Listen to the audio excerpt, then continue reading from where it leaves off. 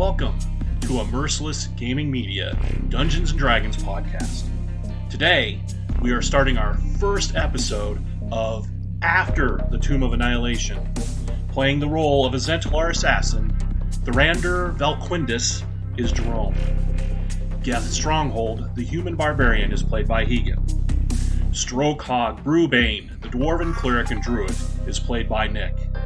Mr. Bubbinsworth, the Kitsune Ranger, is played by Casey. Myself, Patrick, will be acting the part of everyone else in the entire world as today's Dungeon Master. I am really excited today to see how the shelved and partly dusty characters will handle the start of this new campaign after a campaign. I have a few curveballs and surprises planned, and I am sure the party will do their level best to cause it to unravel in a very short amount of time.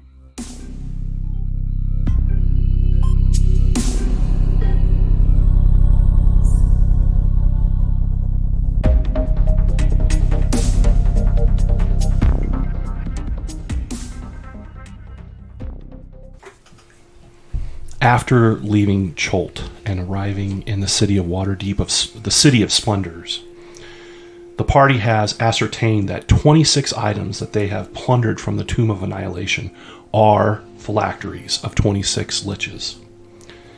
In possible retribution for the party thwarting the plans in Cholt, it appears that the demi-lich Acererak has bound all these phylacteries to the adventurers with a powerful curse.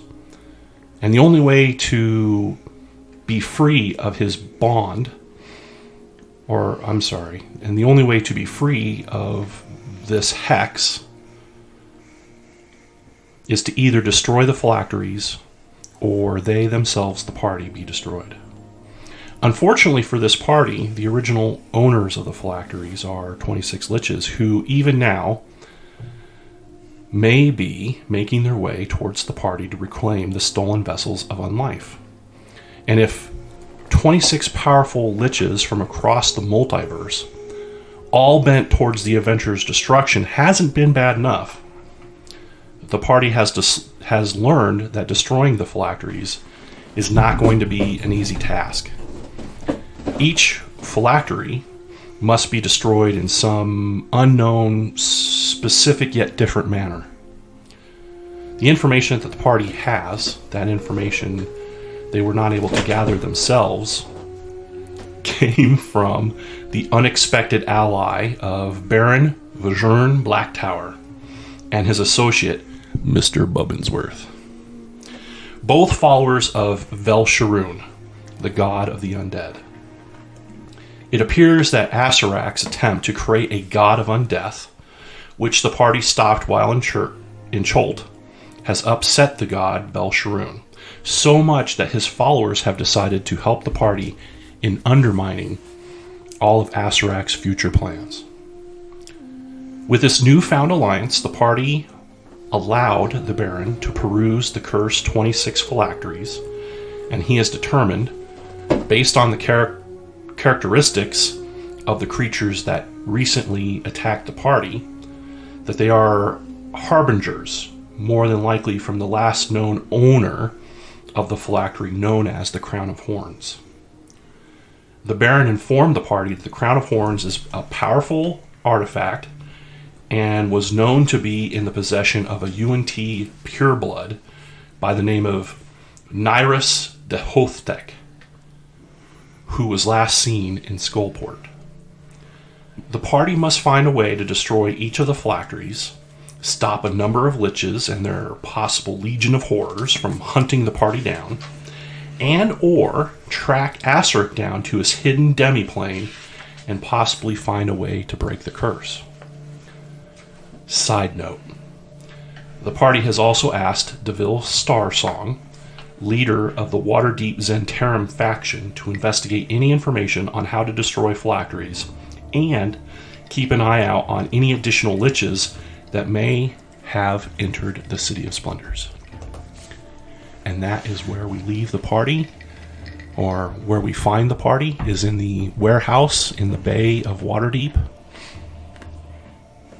The Baron and Deville Starsong have departed, gone about their happy way, leaving the party to kind of stew in the ideas and thoughts of how they're going to get out of this situation that they now find themselves in.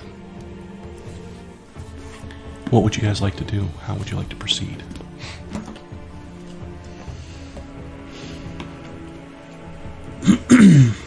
Well, I think we need to go to... I'm looking at my notes, and from what I wrote down from last session, I think the plan was to try and... I don't remember if we were going to go to Skullport or if there was somebody in Skullport that possibly had information. But I know we were trying... I think we were going to start with trying to find the flaw on the crown phylactery first. Correct. Not necessarily a flaw, but a means of being able to destroy it, yes. Okay. And if I remember correctly, the Baron lets you know that the last known owner of that crown, that UNT Pureblood, was last seen in Skullport.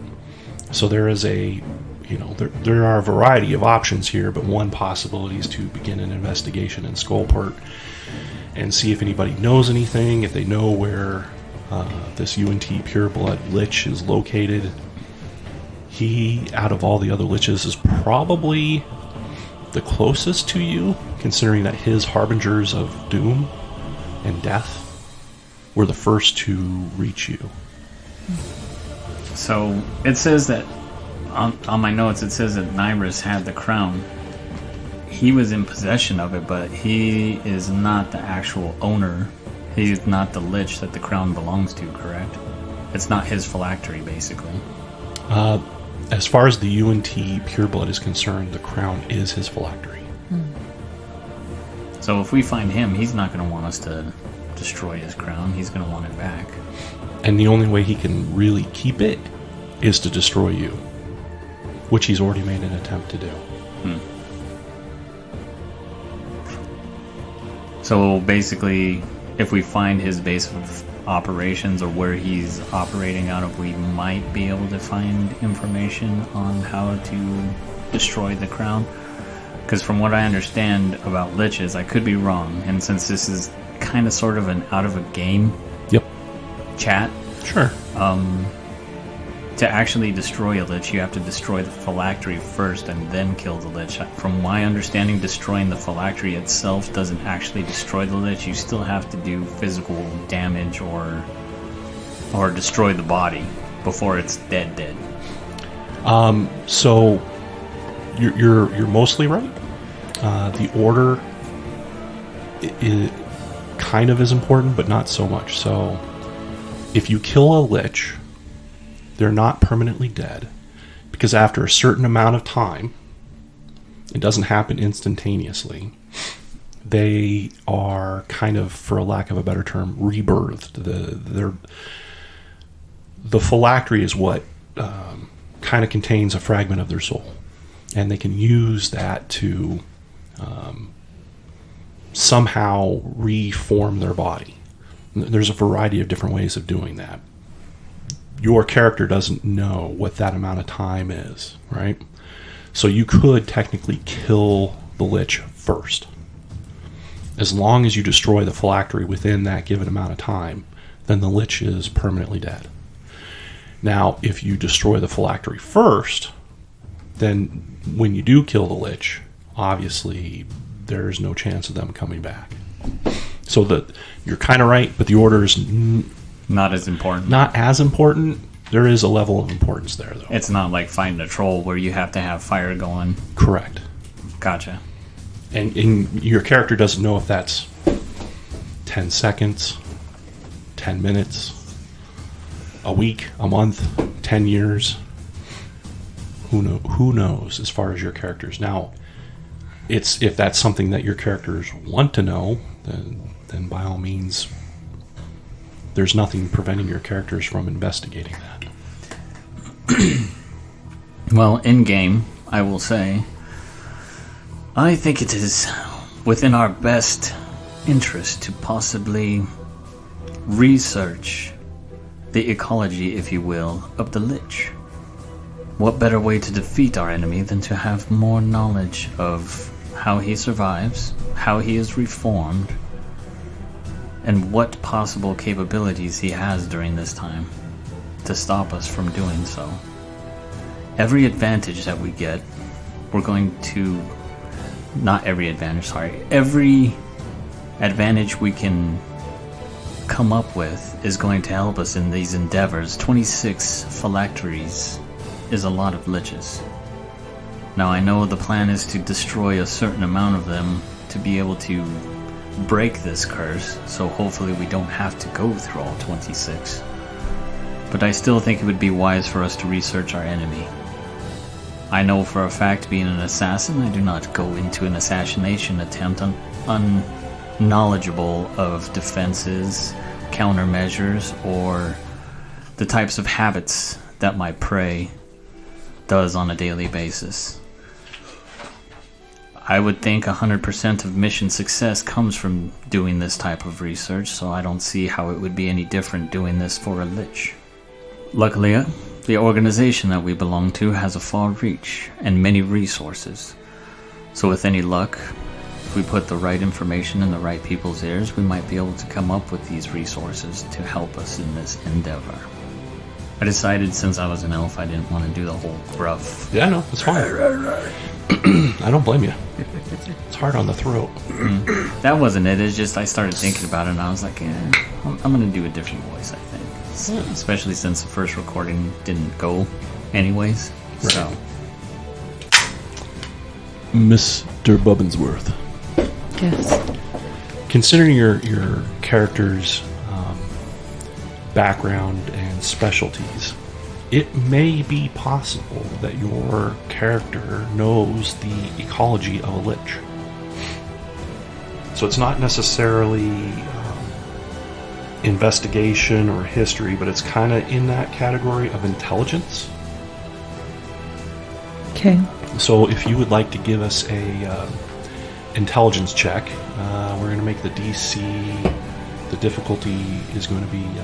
my investigation is like my highest part of my intelligence. Right. So. It's not that you're investigating this information. What we're trying to tap into is your already existing knowledge of this particular topic. So kind of like it's like religion. Like if somebody has religion in their intelligence, they have a certain knowledge of it. So in this case, we're talking about the knowledge and ecology of the undead, which is kind of your specialty. Mm-hmm. This is a specific type of undead. So I'm thinking the difficulty is going to be a 16. 17. You lucky son of a gun. Is this information that you want to impart to the party? Because I'm working with them, yes. I probably in my own way go, these fools know nothing, and then tell them the information that I know. But when you say these fools, do you say that out loud, or is that inside your head? It might be a little mumble, like these fools know nothing. You know nothing, Jon Snow. Mr. Bubbinsworth proceeds to explain the following. And by all means, you can feel free to ask Mr. Bubbinsworth for certain details, and I will let you know if Mr. Bubbinsworth knows or doesn't know.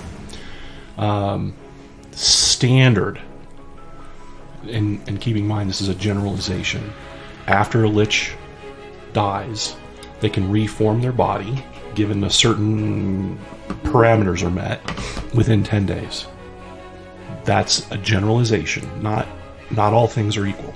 An average. A lich can make a phylactery out of just about anything. I mean, that makes sense, especially with the wide variety of phylacteries that we have in our possession right now. Correct. You know, based off of some of the comments that were made by the Baron, that this particular item, this crown of horns, isn't just a description. He has used the term a couple of times that this is a artifact. which implies that the item is a powerful magic item in its own right. Does that help you with the ecology part of the lich that you were looking for? Or was there something else that you wanted to know that I'm overlooking? Or Mr. Bubbinsworth is overlooking? No, I don't think so, because at the same time, we won't really... There's nothing that's going to detail what type of safeguards they have in place. That's something we're just going to have to find out. So I don't think that's going to be like common knowledge, obviously, because if that was the case, no lich would be safe, nor their phylactery. Correct. So I would think at this point, maybe, I don't know, I guess head to Skullport and see if we can find this Nyrus Dihotek and, you know, maybe do some recon. Try and get some information. And then, you know, like I said, basically the tough part I'm having about destroying phylacteries is for common sense worth or just basic intelligence, which most liches are highly intelligent because they're spellcasters and they, you know, are regarded at a high intelligence level. So what kind of lich actually leaves information or instructions lying around how to destroy their own phylactery? So, like, that's the tough part. Yep, I understand completely. That I'm trying to wrap my brain about is how are we going to get this information? How are we going to find this out? I mean, unless there's, you know, maybe somebody under their service who's maybe tired of being in their service and knows some stuff and might be willing to part with that information. They always say your worst enemy can be your closest friend or servant. Yes. You have discerned your situation, I think, fairly. A bit of luck is probably going to be involved. It's definitely not going to be carved into the headboard as to exactly what needs to be done. So a little bit of luck. It's going to be kind of like, you know, you break into somebody's house and you want to break into their computer and you see that they have a real huge love of flowers. And so you think, maybe that's the password. And with a little bit of luck, maybe it is. That's kind of what you're shooting here for. Yeah, I don't think we're going to go in and find a manual on how to care for your phylactery. Chapter 1. Make sure to buff your phylactery at least weekly. Final chapter. Should you become dissatisfied with your phylactery and need a new one, here's how you destroy it. Yeah, nah, so... Alright, well, I guess at this point, our only bet is to try to find this individual and see how they operate and see where they're...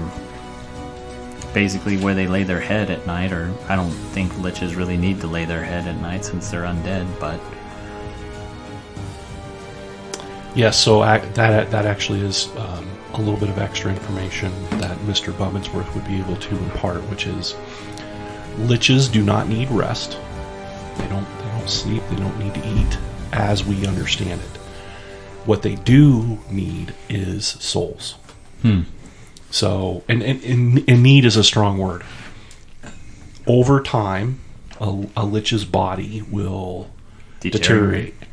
To slow that process down, they have to engage in a practice of life training.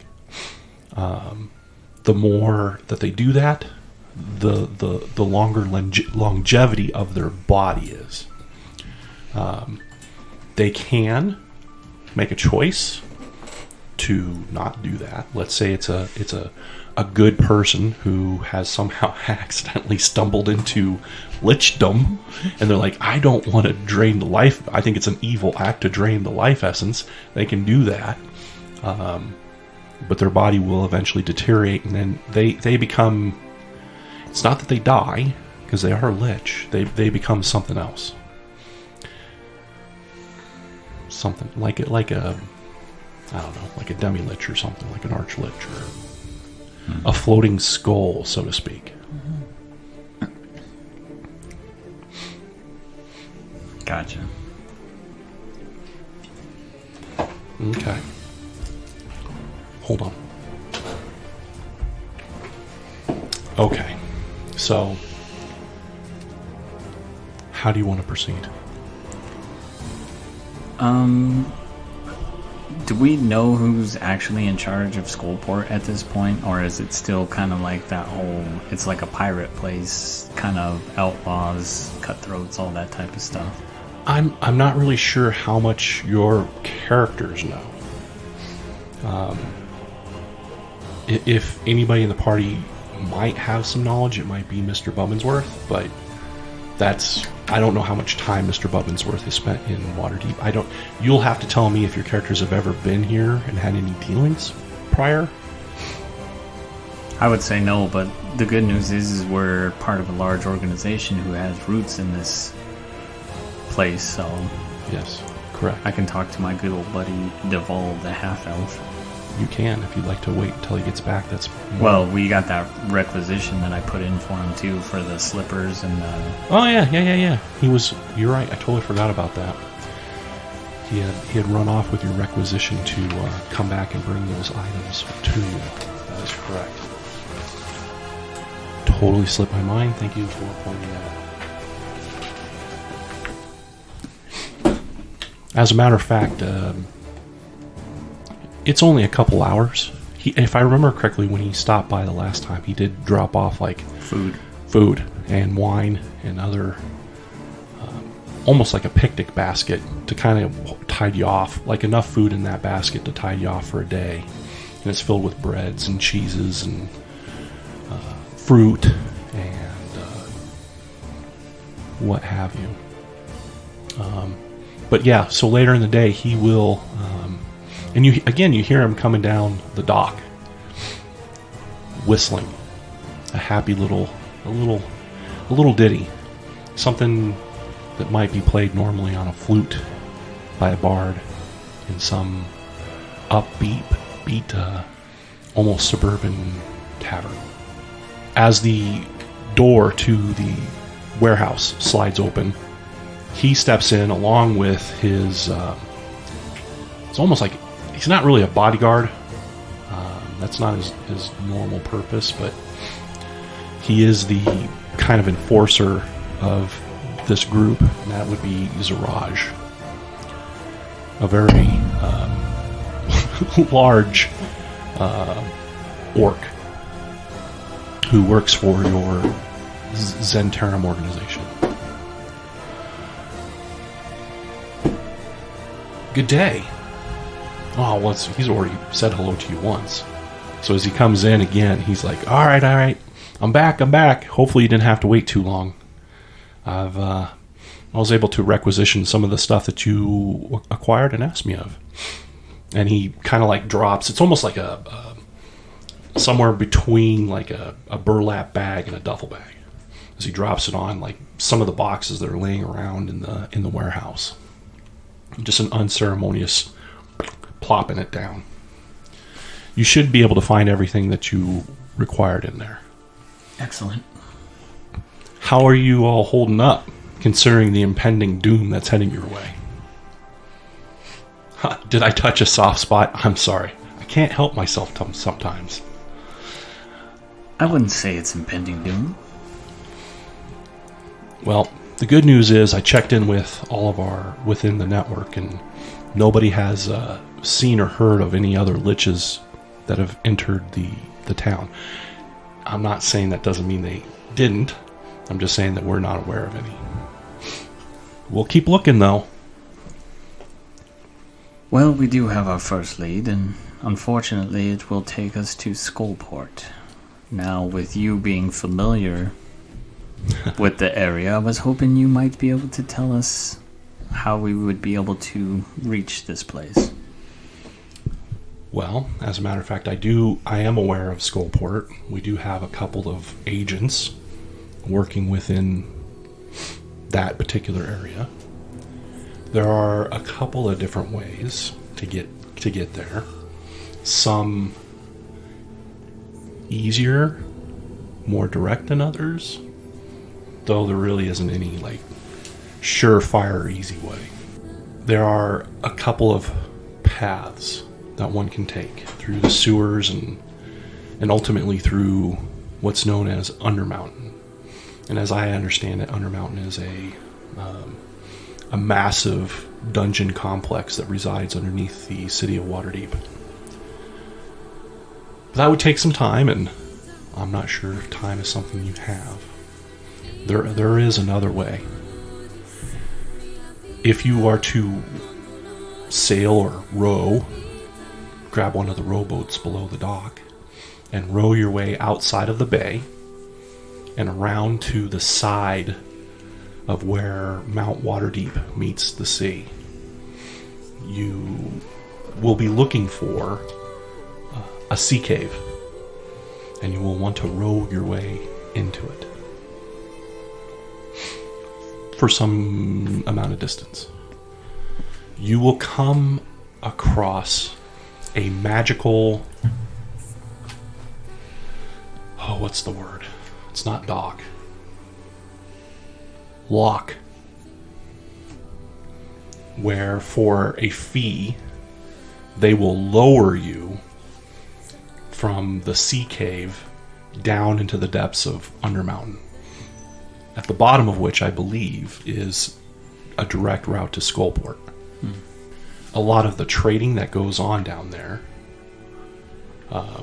it's like a middle place where people come into the sea cave to then get lowered down into Skullport, and then there are other people in the Underdark who use the underground riverways on the other side of Skullport, and they can all come together and meet. I should warn you, though, I'm not sure how they did it. I didn't even know it was possible, but it appears that one of our rivals, I'm not sure if you've ever heard of them, known as the Xanathar Guild, currently has control of Skullport. This Xanathar's Guild, are they going to attack us openly if they find out who we are affiliated with? Well, and that's where the rub is. In the past, they wouldn't be able to. Skullport has its own built-in defenses in the shape of these green glowing skulls. And in the past, they wouldn't allow certain crimes, violence, what have you, to go on within Skullport, which made it a place where people from different races and backgrounds and groups could come on neutral ground. Somehow the Xanathar Guild has figured out a way to overcome that defense. So where you wouldn't be able to do certain things and still can't, they can get away with it. One of the reasons I have agents working down there is to try to help and determine and figure out what it is that they did to overcome these defenses. That being said, if you do go to Skullport, I would not be flashing around that you're part of any organization other than the Xanathar Guild. In other words, look and maintain a level of neutrality. Well, that should be easy enough. It's not that I wear my Zent emblem openly. Yeah, as far as I know, the Xanathar Guild has no knowledge of your presence here. So your ability to move through there should be a lot easier than, say, myself or my good friend Ziraj here. I believe they would attack us on sight. Just a guess. I'm not willing to put that to the test. Fair enough. So you don't have the tattoo on your neck? Okay. Just making sure. Why do you? No. Oh. It hasn't been long enough for him to get a tattoo on his neck. I mean, even if I did, technically you wouldn't really be able to see it because of my guy's long hair and cloak and everything. Gotcha. He's your stereotypical rogue, you know. Dark Edgelord. dark colors. Very edgy. You know. I am the darkness. I am the edgelord rogue of the group.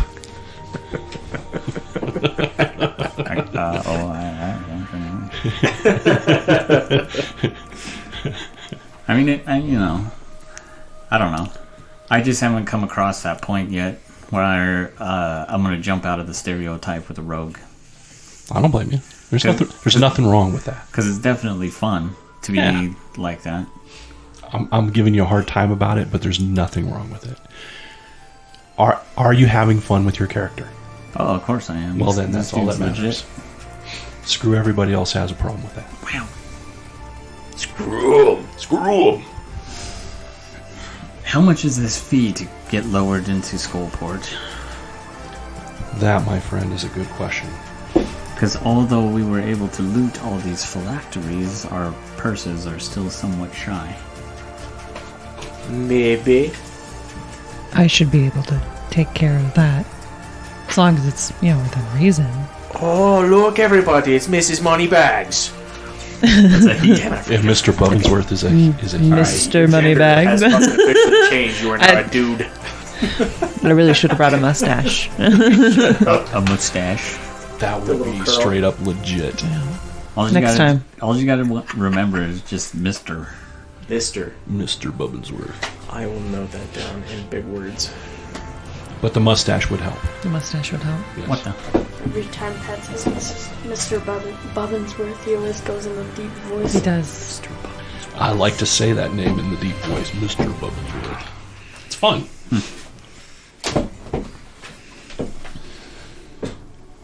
So he would know the cost. The DM knows the cost. He just needs to go through his notes real quick. I don't know where it is. Okay. I'm just trying to see if that's even really technically an option, or if we're gonna have to do a second foray into Undermountain. Do you ask him? Yeah, I did. That's why I said, do you know what the cost of... Yeah, okay. I imagine for this group it wouldn't be that hard. Undermountain is quite dangerous, my friend. Yeah, but this group is quite dangerous.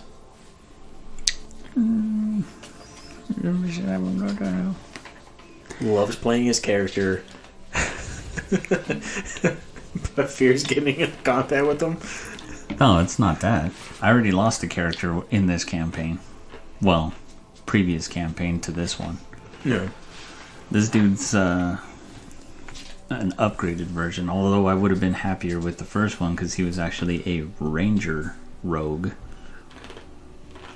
This one's a theater rogue. Theater. I'm just saying.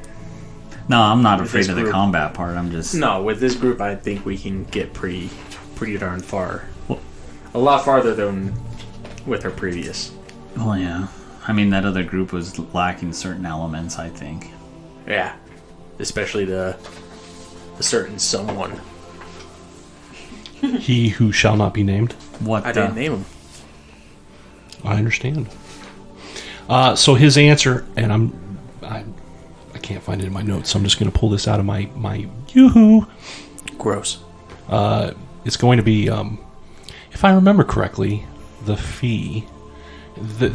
You're basically paying for the services of some wizardry. Very specific set of skills and spells are needed to work this lock. So you're paying a pretty high fee of 75 gold. They do not care, if I remember correctly, the size of your boat or ship. It's 75 regardless. So it's a flat rate. It is a flat rate per vessel. Because I'm still running around with 15 gold pieces. You're poor, son. I'm the poorest assassin in fair rune history. I am ruined. Okay. So yes, it's about 75 gold. Again. We have enough to cover that. I told you how much money I have. So both you and Geth, well, no. Because you came in when I did. Yeah, but if you also remember, my car got broken into. Oh, yeah. So I don't remember how much gold, but I'm pretty sure that it was enough to cover 75. Yeah, I'm not really sure how you only have 15 gold, but That's what I started this campaign with, and it's never gone up, because when we were playing through Cholt, we never really found, like, gold and stuff like that lying around. Pretty sure we did. through the entirety of the Tomb of Annihilation. Well, apparently nobody ever divvied it up to me, because... Now that seems like a legit answer. I have That is 1,018 gold. They just never gave you any of it. Yeah, They're like, what gold? I probably should have just left them all there and came back by myself then. Should I split half the gold with you since I have 1,000? No. No, you're just going to be the guy who's going to be buying his dinner for a while. Alright. We'll just work our way from the bottom all the way up. I don't know. All right, fair enough. I mean, I got my cool items from being a Zentarium now. That he came back with the duffel bag. But you had also, when I had showed up on Cholt, I had specific items with me already. Yeah, So- I remember. And that's pretty much what I'm rolling with. Although I have something written on my character sheet called an Egg of Power. And I tried to look it up, and the closest thing I can come to that was a Pearl of Power, but I don't know why an assassin who can't cast spells would be running around with the Pearl of Power. Good question. You know where to go, or at least you have a plan of where to go. You kind of have a rough idea of how to get there and how much it'll cost you. What would you like to do? Well, I think we should enjoy our meal and get ready to set out. Unless anybody else has anything else they need to do. Since we will be going into Undermountain, I don't think it matters what type of day we go. So I say enjoy yourselves, enjoy the meal, and make preparations to set off as soon as possible. Later that afternoon, you guys push aside there's a trap door that you are aware of in one side of the warehouse, and you push the boxes aside, thus uncovering it. Upon opening it and looking down, there are it's a series of it's like a series of docks under the main dock. Like the dock that your warehouse sits on is large and it's meant for large ships.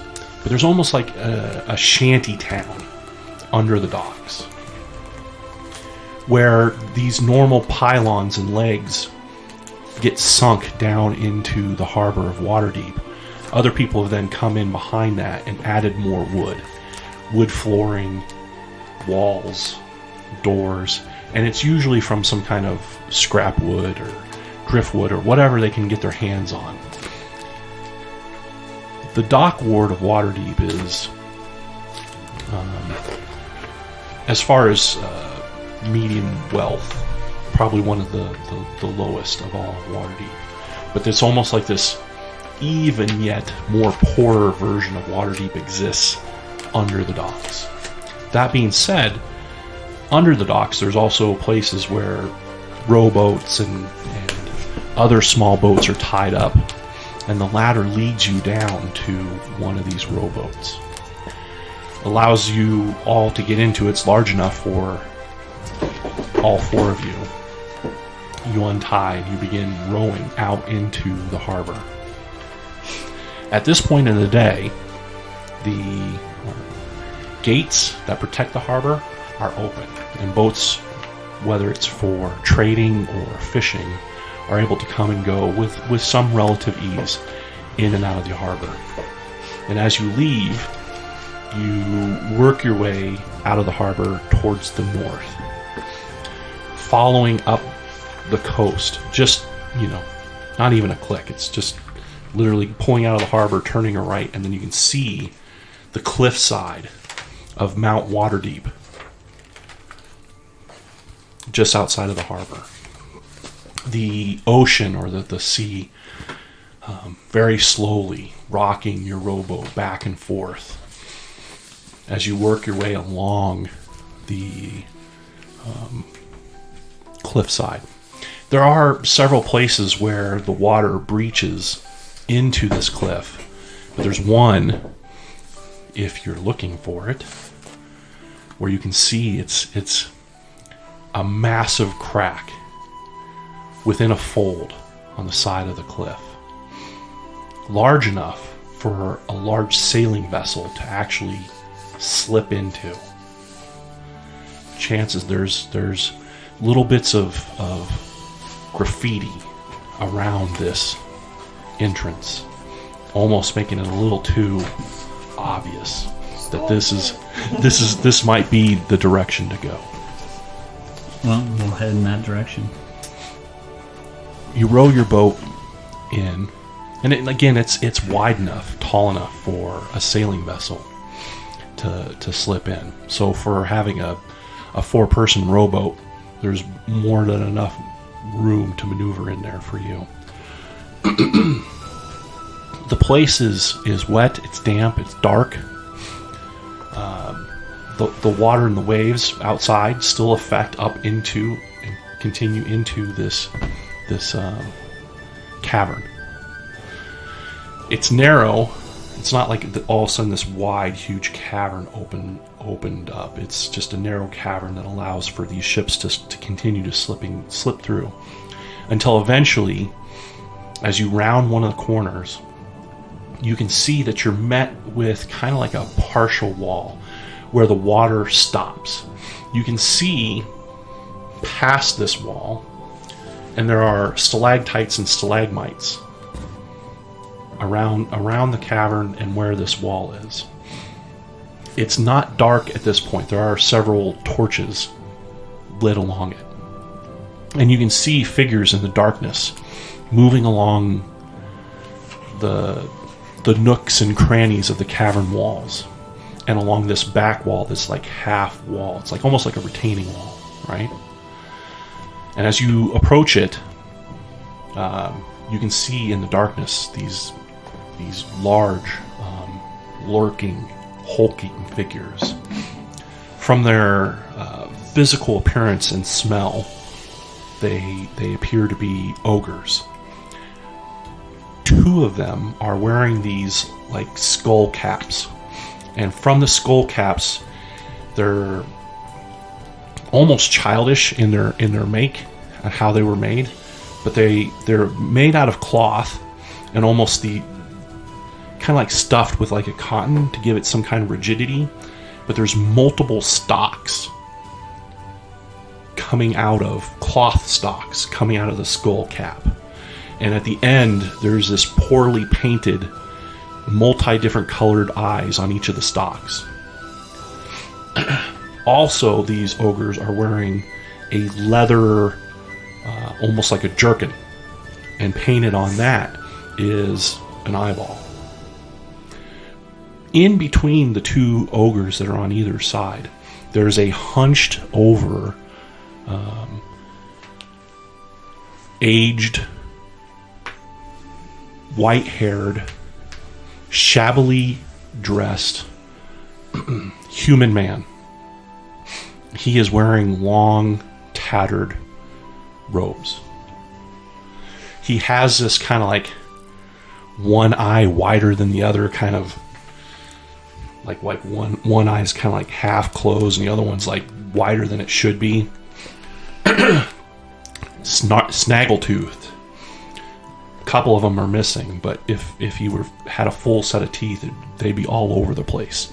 It's like they're in his mouth, but they don't know where to park the car. Who be and what be your business? We are looking for entry into Skullport. I am Thorandar Velquendis.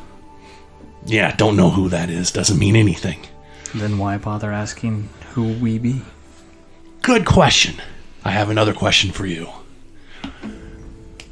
Very well. What business do ye have? Business. What you be about? Trade. What you be trading? Honestly, just looking for trade. Seeing what they have. I've heard good stuff down there. A bargain hunter, then? Aye. There be no bargains here. But I do not care. They only tell me to ask these questions, so I must. Well, I don't really care what the answer is. Fair enough. There is a fee if you'd like to proceed. How much? 75 gold. Not a penny less. Do not attempt to try to barter. We wouldn't think of it. We were told it was a flat rate, no matter the size of the vessel nor the amount of passengers. Toss the gold here in a bag. Are you gonna pay or what? Yeah. I was waiting.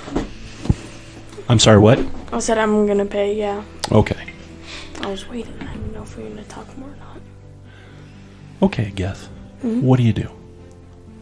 I give him the gold. All right. So you put it in a bag and you toss it to him from your rowboat? Yep. All right.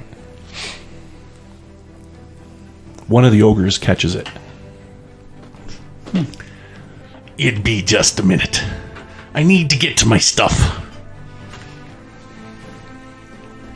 And he does. He's only gone for a little bit. And he comes back with what appears to be some accoutrements that would be normally associated to casting a spell, like components and whatnot. And he begins his chanting. And below the rowboat, a whirlpool starts to slowly build. And it continues, the water around you and underneath the rowboat spins and spins, gaining speed. But instead of sucking you down, though at first it kind of concaves down, but then at a crucial point, it starts to convex. And you can feel the rowboat, and it's huge at this point, much bigger than the rowboat. You can just feel the rowboat actually start to lift with this cyclone, this tornado of water as it pushes it up. And then the water almost like a hand starts to move over that retaining wall. And when you reach the other side and you look down, you realize that there's a cliff. You've gone from the pool inside the cavern into looking down about 140 feet straight down into the dark abyss. And as it hovers there holding you, right, yeah, this rowboat's like kind of precariously teetering and being bumped around by the water as it's spinning and pushing with this great magical force. Another separate powerful tornado, cyclone, twirling blast of water comes up that 140 feet.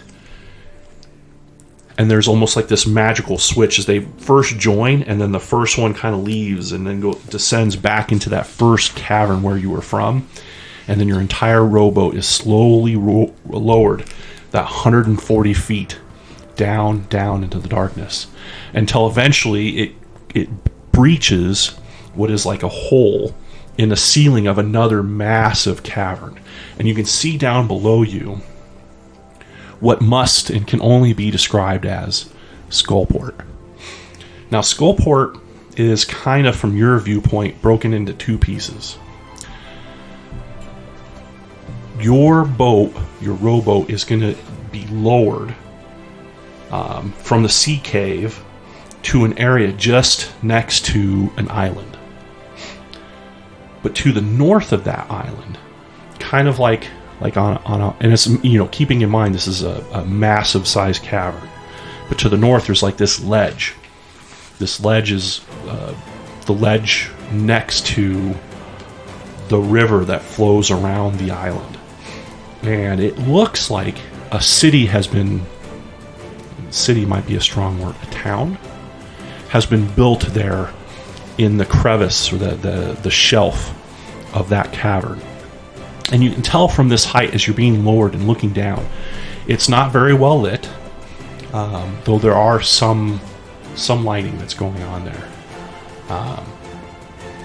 But what the buildings are a mixture, but a majority of it looks like it's been built from the remnants of other ships like over centuries, as ships have been lowered down, and for whatever reason, whether they were in a fight and they got sunk, or the people brought the ship down there and they never bothered to take it to wherever it was they were going, all these ships, all these, over the centuries of people bringing boats and ships down here, have been cannibalized and used to build most of what appears to be Skullport, aside from the actual Skull Island itself.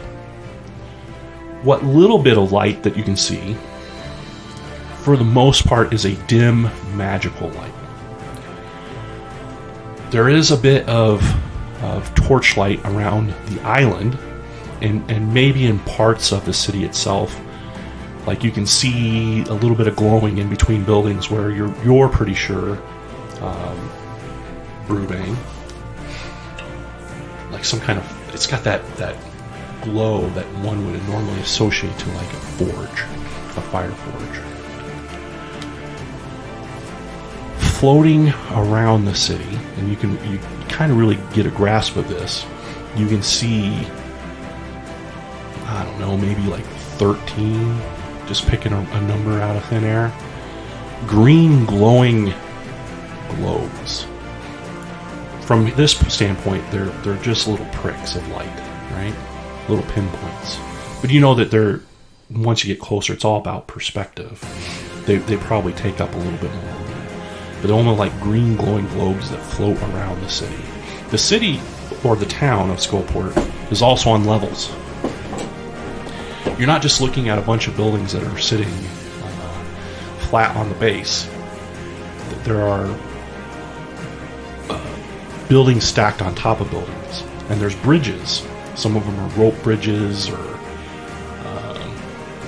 almost obstacle course like at some of the higher levels. At the highest level, somebody's built some kind of almost stone structure out of one of the stalactites into the shape of like a giant spider, and it too has like 6 glowing magical lights for eyes, giving the immediate area around it this very eerie, dark and scary look.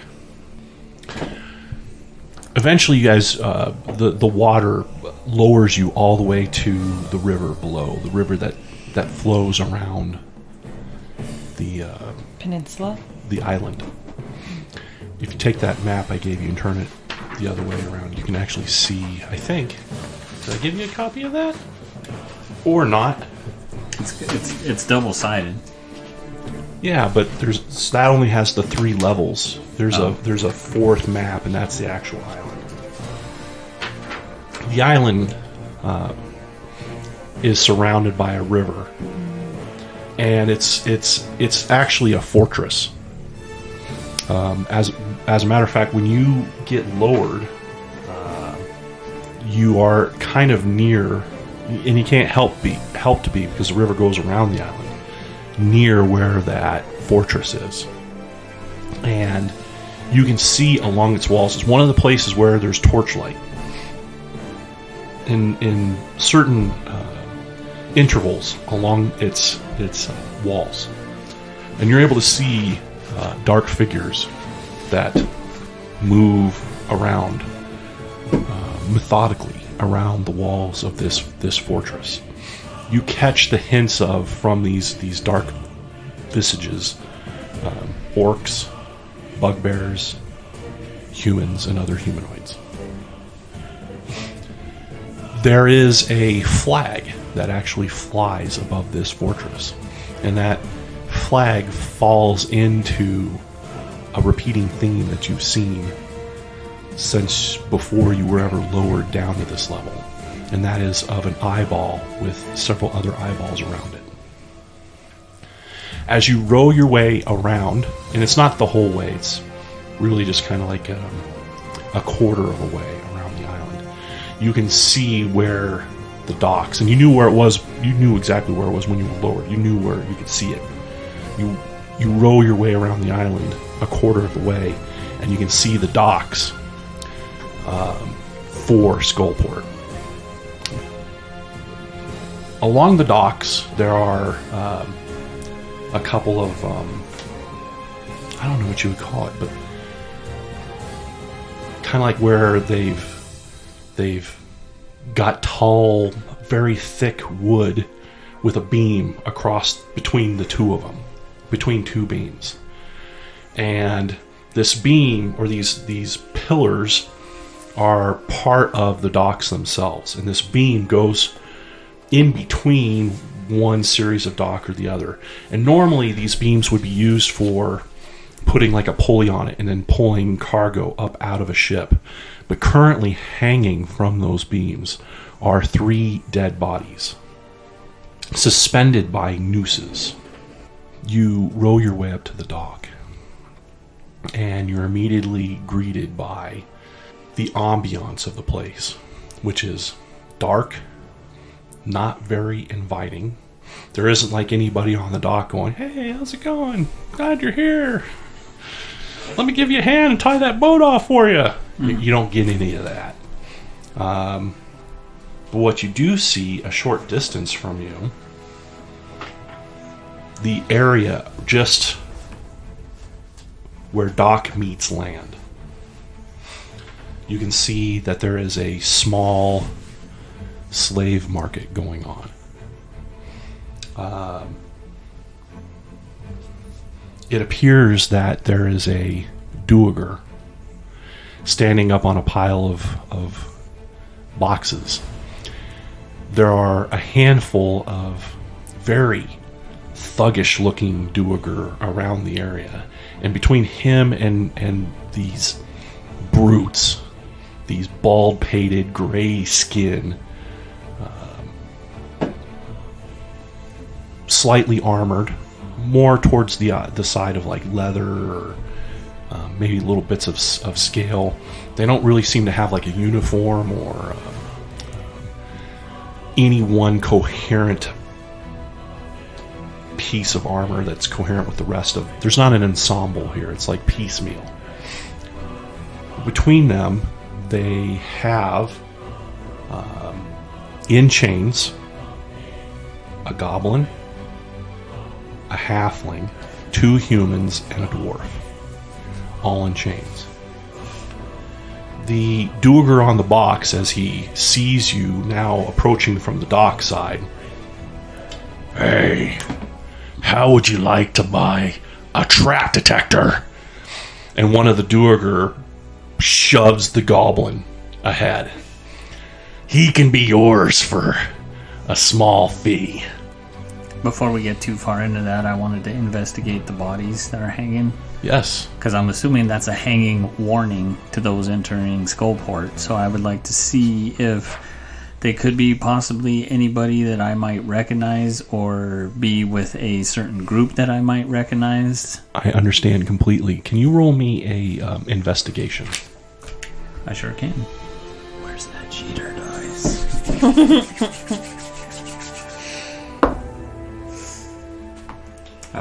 I got a 15. So as you approach to get a closer look, a couple of things. One, you don't think there's nothing on them that gives you the impression immediately that they are a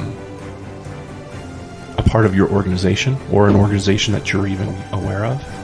However, as you move forward and get closer to get a look, all 3 of the bodies start jerking and moving and trying and swinging around and lunging, and they're all convulsing and shaking. And behind where some crates, barrels, and netting was kind of putting up, like, it's almost like a children's version of a fort. This old, pale, wrinkly, long-nosed, warded, crone-like woman comes out from the netting and approaches you. "Oh, I see that you might be interested in purchasing one of my pets. Can I, by looking at them, like be like, that's just an undead zombie or something like that? Yes, as a matter of fact. Difficulty 5. For investigation? For investigation or Knowledge. knowledge?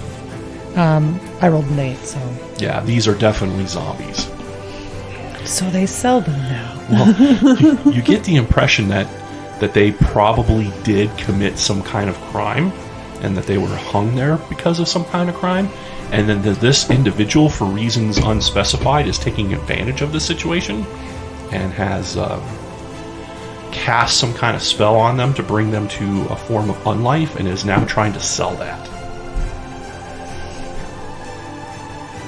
I wouldn't say that I was interested in purchasing one. I was just merely looking to see if it was anybody I knew.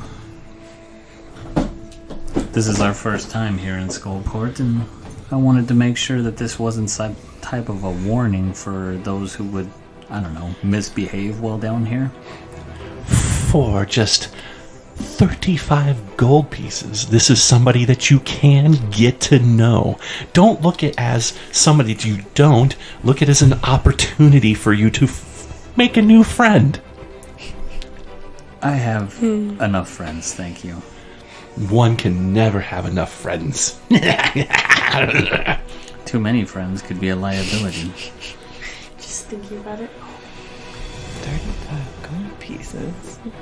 35's not that bad. So from behind you, that Duergar we discussed before, he yells out, "They have better discerning taste than to buy something from you, old hag." You look like a gentleman with better taste than buying some kind of decaying body.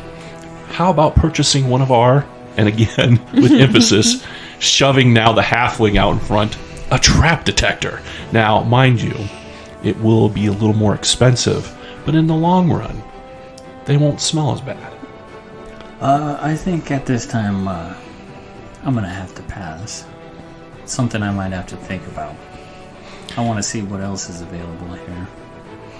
Well, thanks for wasting my time. And he turns around and walks away. The old hag, however, sees your Mr. Bubbensworth's look on your face. I'm very fascinated with like, huh? Do you see something that she catches your fancy? A zombie on a leash. Who would have thought? I could study them. I could poke and prod at them. Take them apart. They're still alive. Oh no, my friend, they're not alive. Oh, I know. They're... For another 15 gold pieces, I'll even put a muzzle on it. That way you don't have to worry about it trying to nibble at your ankle in the middle of the night. I think I'm good on that. You might see me again, though. You know where to find me, but these are a hot commodity. They won't last long. Very well, then. You know where to find me. So, just so you know, Yes. once we start walking around the town, Yes. Thank you for that. You're welcome. I know. I'll be looking for these type of symbols. Yeah, can I see that again? Yes, I do remember this. It's been quite some time, but these are symbols that are normally associated to the darker side of the Zentarum in ways of communicating to each other. I just need a moment to re-familiarize myself with this, if you don't mind. Not a problem. I just figured with... So, as you guys move your way into Skullport, and it actually doesn't take very long, Thurander, before you see your first recognizable symbol, a Zentarum symbol that says, "Go this way." Okay. And as you work your way, and again, it's not very far, you find yourself coming upon a lot of these buildings have like staircases or ladders or ropes and pulleys and what have you. But in a very short amount of time, you find yourself actually working your way up towards the ceiling. Now, in this area, there are a lot of stalactites that hang from the ceiling. And there's so much water that works its way down these stalactites. It's like being in a rainstorm. Not that bad, but more than a drizzle. Not a strong rain, but more than a drizzle. So everything is damp moldy. A lot of the wood in this area is rotted, and what have you. That being said, before you start making your way up, a green glowing skull makes its way to you. As you guys are making your way through Skullport, and you're following these markers that are designated by the secret code of the Zentarum, a large,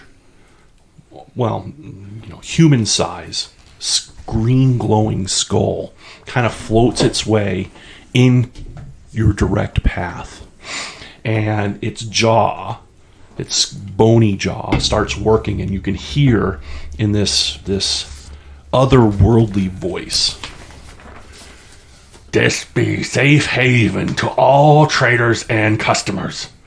Keep your weapons and your uncivil tongue sheathed, lest you find the grinning skull of death smiling in your face."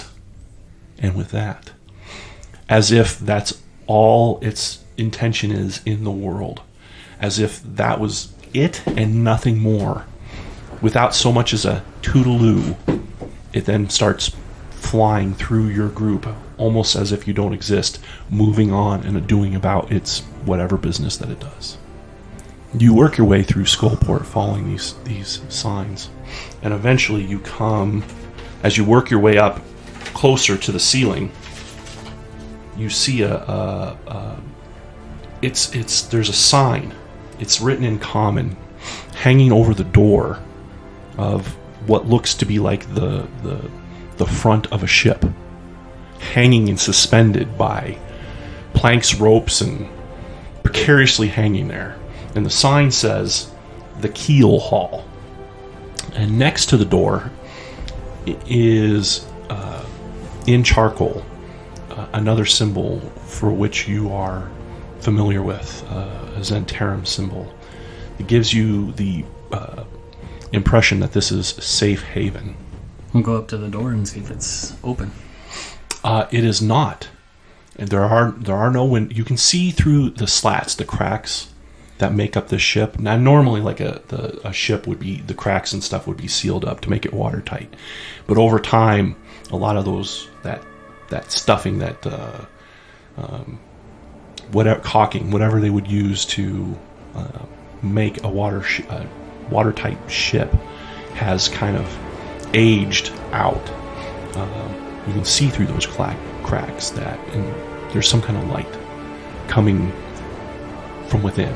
And you can hear low, hushed talking, the creaking of a wooden floor moving about. But the door itself, there's no windows. There is a kind of like a slat window on the door, but it's currently closed. 1 second, please. Mm-hmm. All right, so you're standing at the door. and your character knocks. That little sliding, and it's like the size of my palm, slides to the side with a click, and you're met by a pair of dark eyes. My wings are heavy. May I roost here? So long as our nest egg is not disturbed. And with that, it slides close, and you hear a clicking, multiple locks being undone. The door is then slowly opened, and you can see beyond the door, as you all are rushed and hurt. The gentleman who you spoke to rushes you in. Any of you daddle, he grabs you by your arm and pulls you through the door. And as soon as the last one of you gets through, it's closed and locked behind you. The room before you is a very somber, dark, though there are little bits of candlelight. There isn't like a fire or anything in here. It's just poorly lit candles kind of mixed around the room, and not many. So it's a lot of people. It's almost like a lot of walk into a room where a lot of people are sitting in the dark around tables, on chairs, There is a very low-key, very almost just on the charcoals, just enough heat to cook some food. You get the impression this is like supposed to be like a feast hall, but it's so joyless. And all the eyes from the darkness, you can't even hardly see some of these faces, but you know Just the noses. you know that all eyes in this room, and there's probably about 10 people in this room, are all on you. The gentleman who opened the door for you and literally grabs whoever's the last person in and pulls them in, closes the door, and locks it behind all of you. He kind of just nonchalantly, half-acidly kind of points at an empty table. Go ahead, make yourself comfortable. I'm sure somebody will be around to help you. I'll point to the table and for my friends and head over towards it. A couple of very uncomfortable, silent minutes go by as you're all sitting at this table, staring at each other and looking around. There is hardly like if somebody, clears their throat, you hear it distinctly. It is that quiet in here. From a far corner, you just hear that.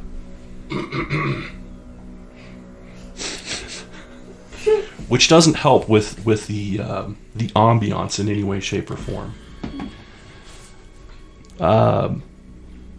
Eventually, a tiefling makes his way from one side of the room, and as he does, you can hear and see there's a tapping, and he has in his hand a cane, and he's tapping his way across the room, and it is insanely distracting because it's so quiet in here. So every tap is like the resonation of a drum.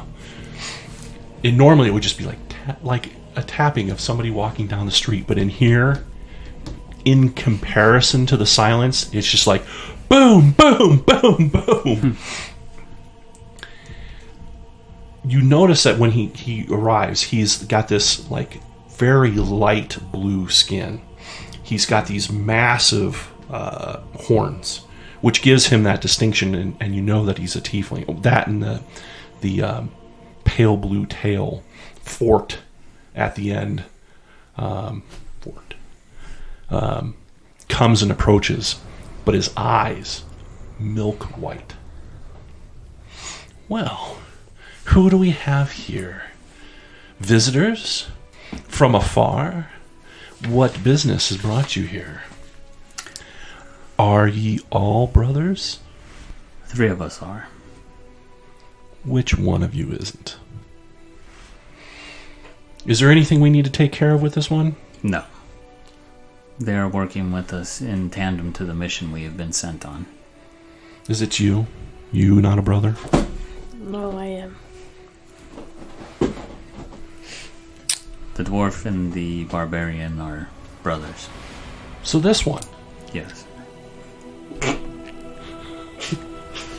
And he taps your chair as he does that.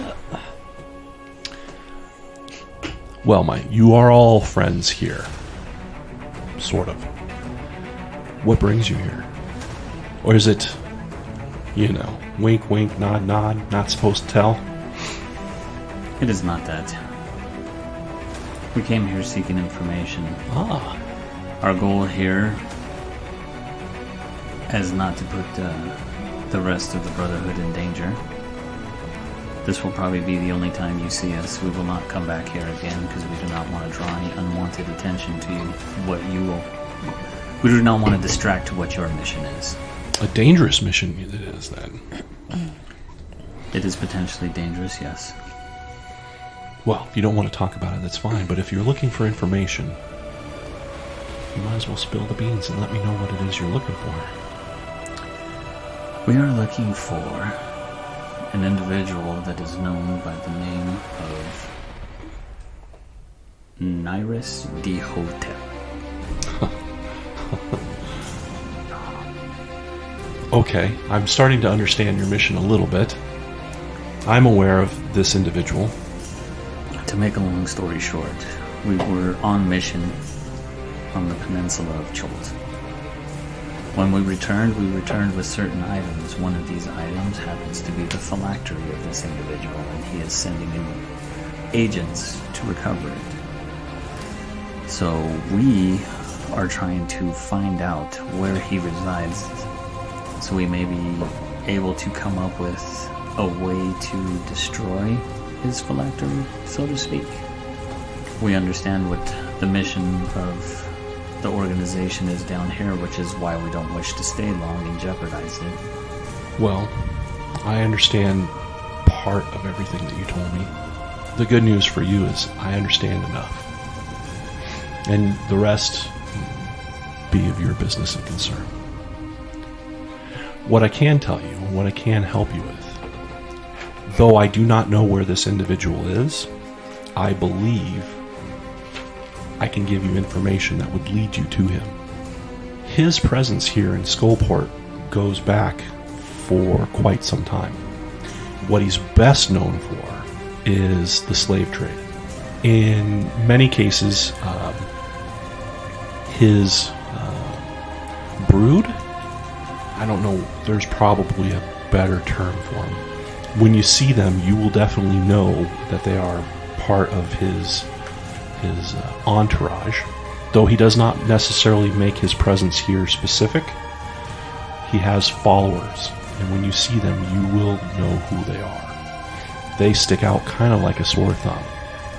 And in the slave trade, they both bring and usually purchase slaves here from Skullport. My recommendation to you, because again I don't know where exactly he resides, is to wait for, find these followers, this entourage of his, back to wherever it is that he resides. I do believe that it is somewhere within Undermountain, some layer. And that being said, I can also tell you that there's a good chance that there will be a portal involved, a gate, and there are very few gates that you can get through in Undermountain unless you know what the key is. I see. So if you can follow them and figure out what the key is, chances are I'm guessing, I could be wrong, that it would lead you directly to him. At least at some point. I'm not sure where, I'm not sure how deep or how far you would have to go. I understand it is not your mission. His name is known to us, though. But is there any chance that you may know of any dissent in his ranks? Anyone who is possibly unhappy with him as an employer, so to speak? I do not. So, myself and others down here, unless they have direct dealings, specifically in the slave trade, usually give him and his folk a very wide path.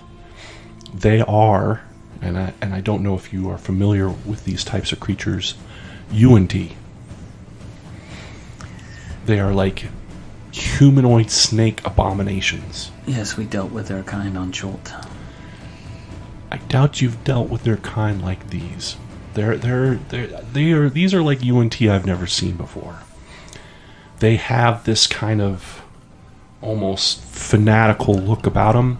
In addition, I think that he might be conducting some kind of horrific experimentation upon his own people. They tend to have these jutting bones and antlers coming out of their skulls. Which is not very UNT normally in nature. Well, I guess that should make it easier to find them. That's exactly why I'm aware of who they are. Is they're very distinct. They stick out like a sore thumb.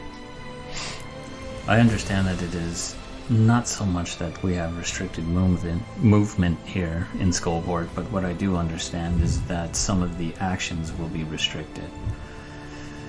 Therefore, if there has been anything that has come up as an obstacle to you or your mission that a member of the Dark Flying Serpents could help with, I do not think my skills are going to be of any use to your mission here.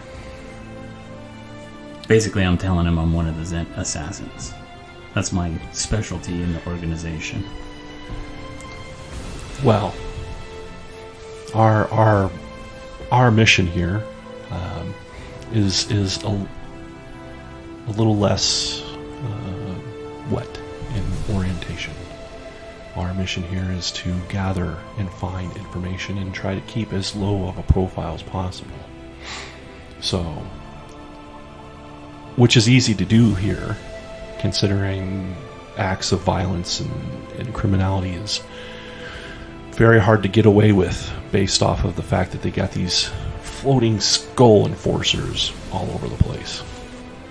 Do I have to worry about this Xanathar guild that I've heard about? I am unfamiliar with the conflict between them and our organization. There's the Xanathar Guild is a Waterdeep local run thieving guild. And anybody who has business that could be detrimental to their business, it's like a turf war. And this thieving guild has their fingers in a lot of different stuff. Where we try to tend to stick towards the movement of goods and information, occasionally some of the type of work that you're into. They're into all that and much, much more. So, one would think that we're not that much of a threat to them, but apparently we are. And it is actually open warfare in the streets of Waterdeep between our factions and others that the Xanathar Guild gets involved in. They must have a strong power base if they have the audacity to think that they could stand against our organization. We run far and wide on the face of Torel. Yes, they do have a lot of numbers, both in Waterdeep and of course here at Skullport.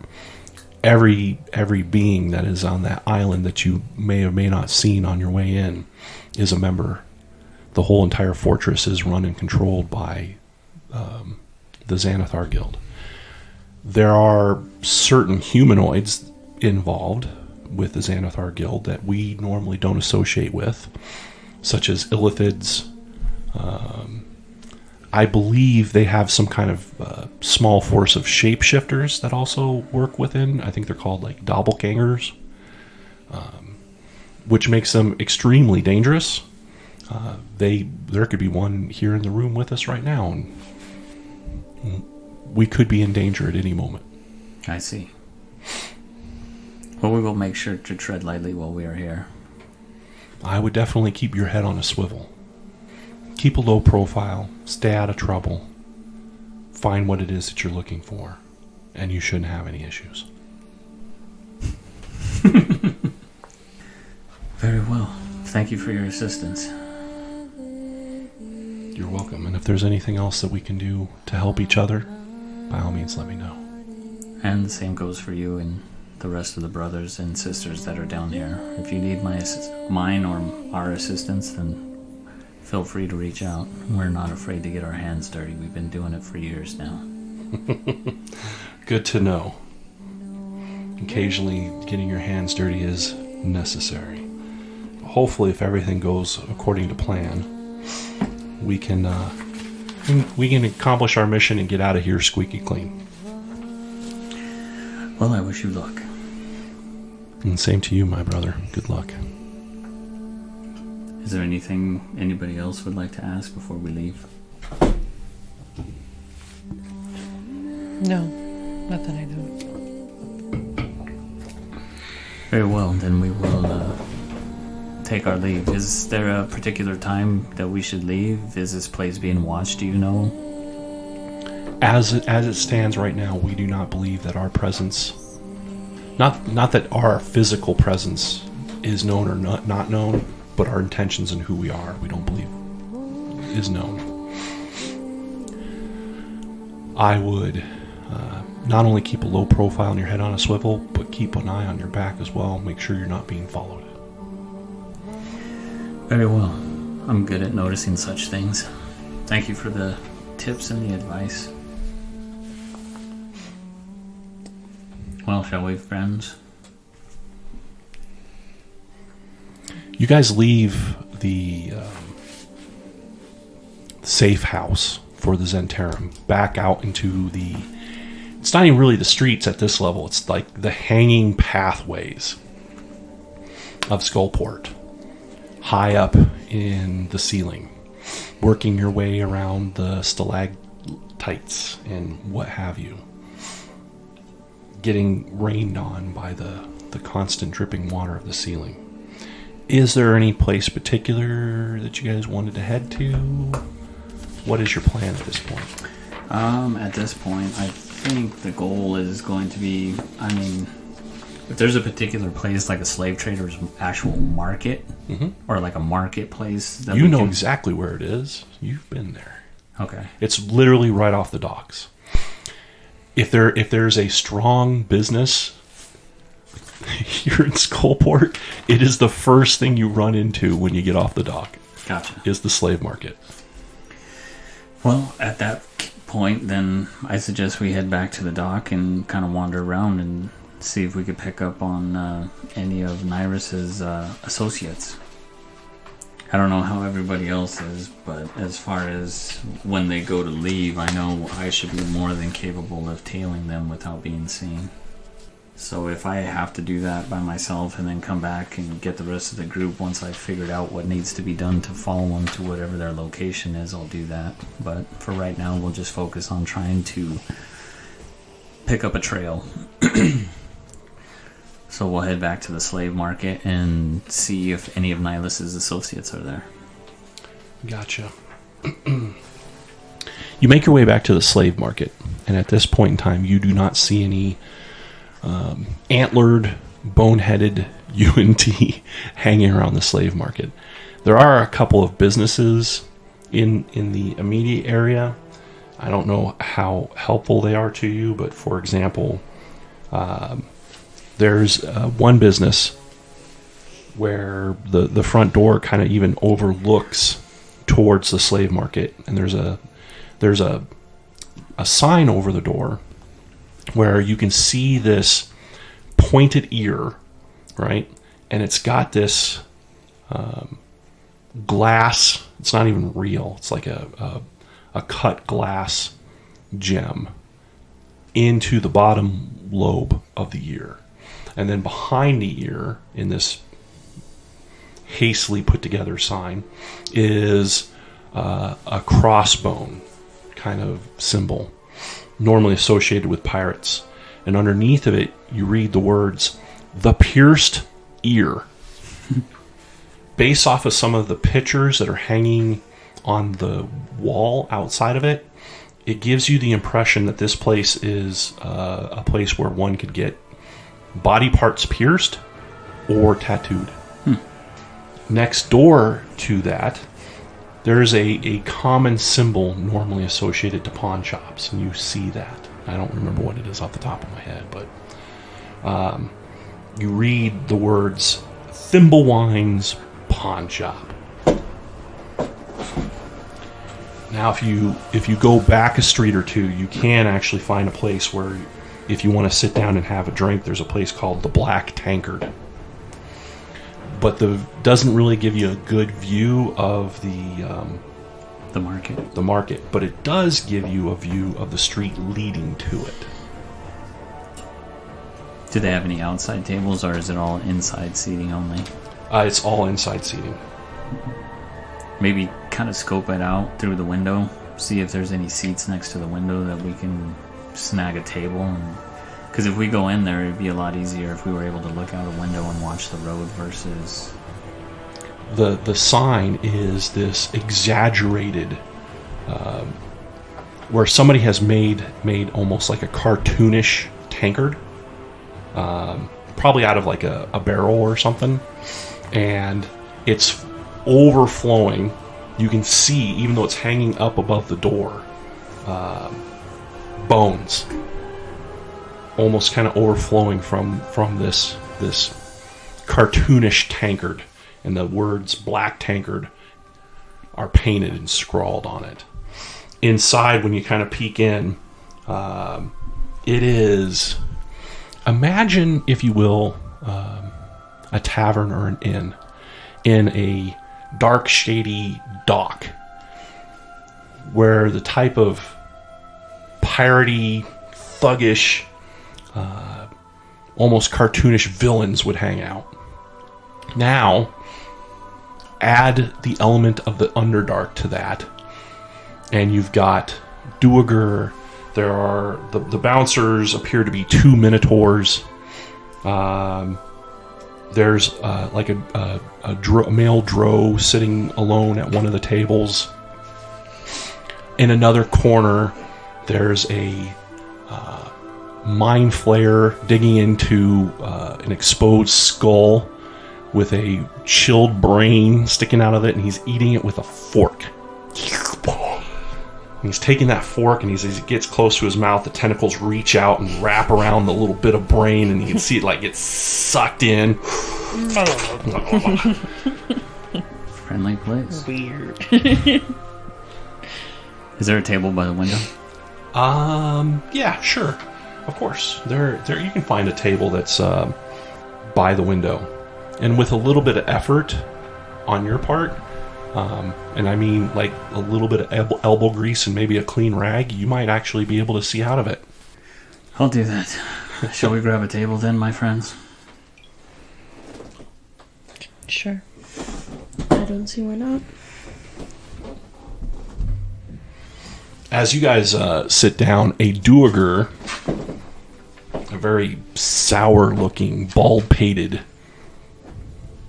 Duergar, approaches you. What do you want? What do you have available? To drink, we've got Wormwiz. And today's special, Gumpfish soup. It's an ale. I'm afraid of what it's made out of.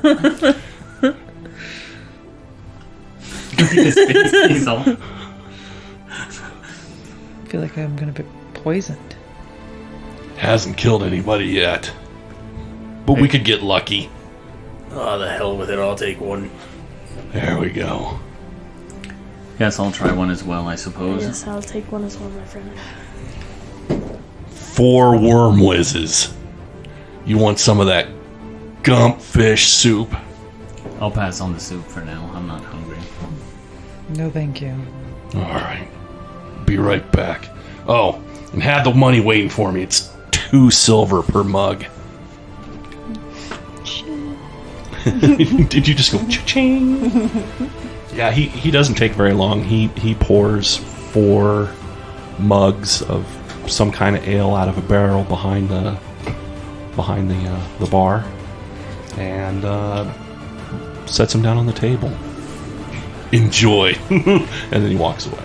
Nick automatically draws his weapon and attacks the ale. Who's Nick?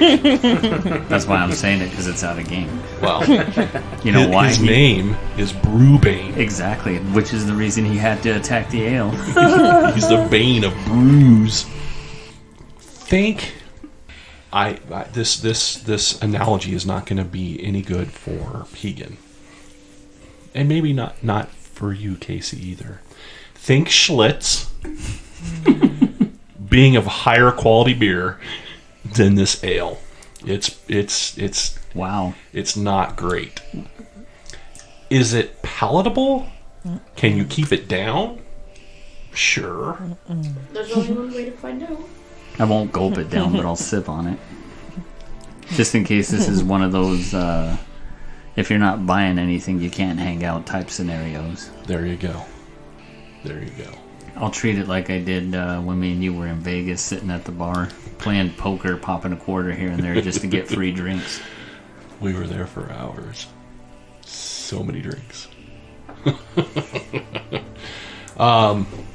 And so are you. Many hours. Sipping warm whiz. And the more you drink it, the more you understand where the whiz term comes from. Oh.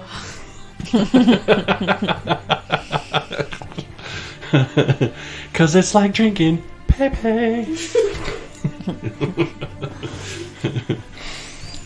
like Michelob. Ugh. Well, that's why it's so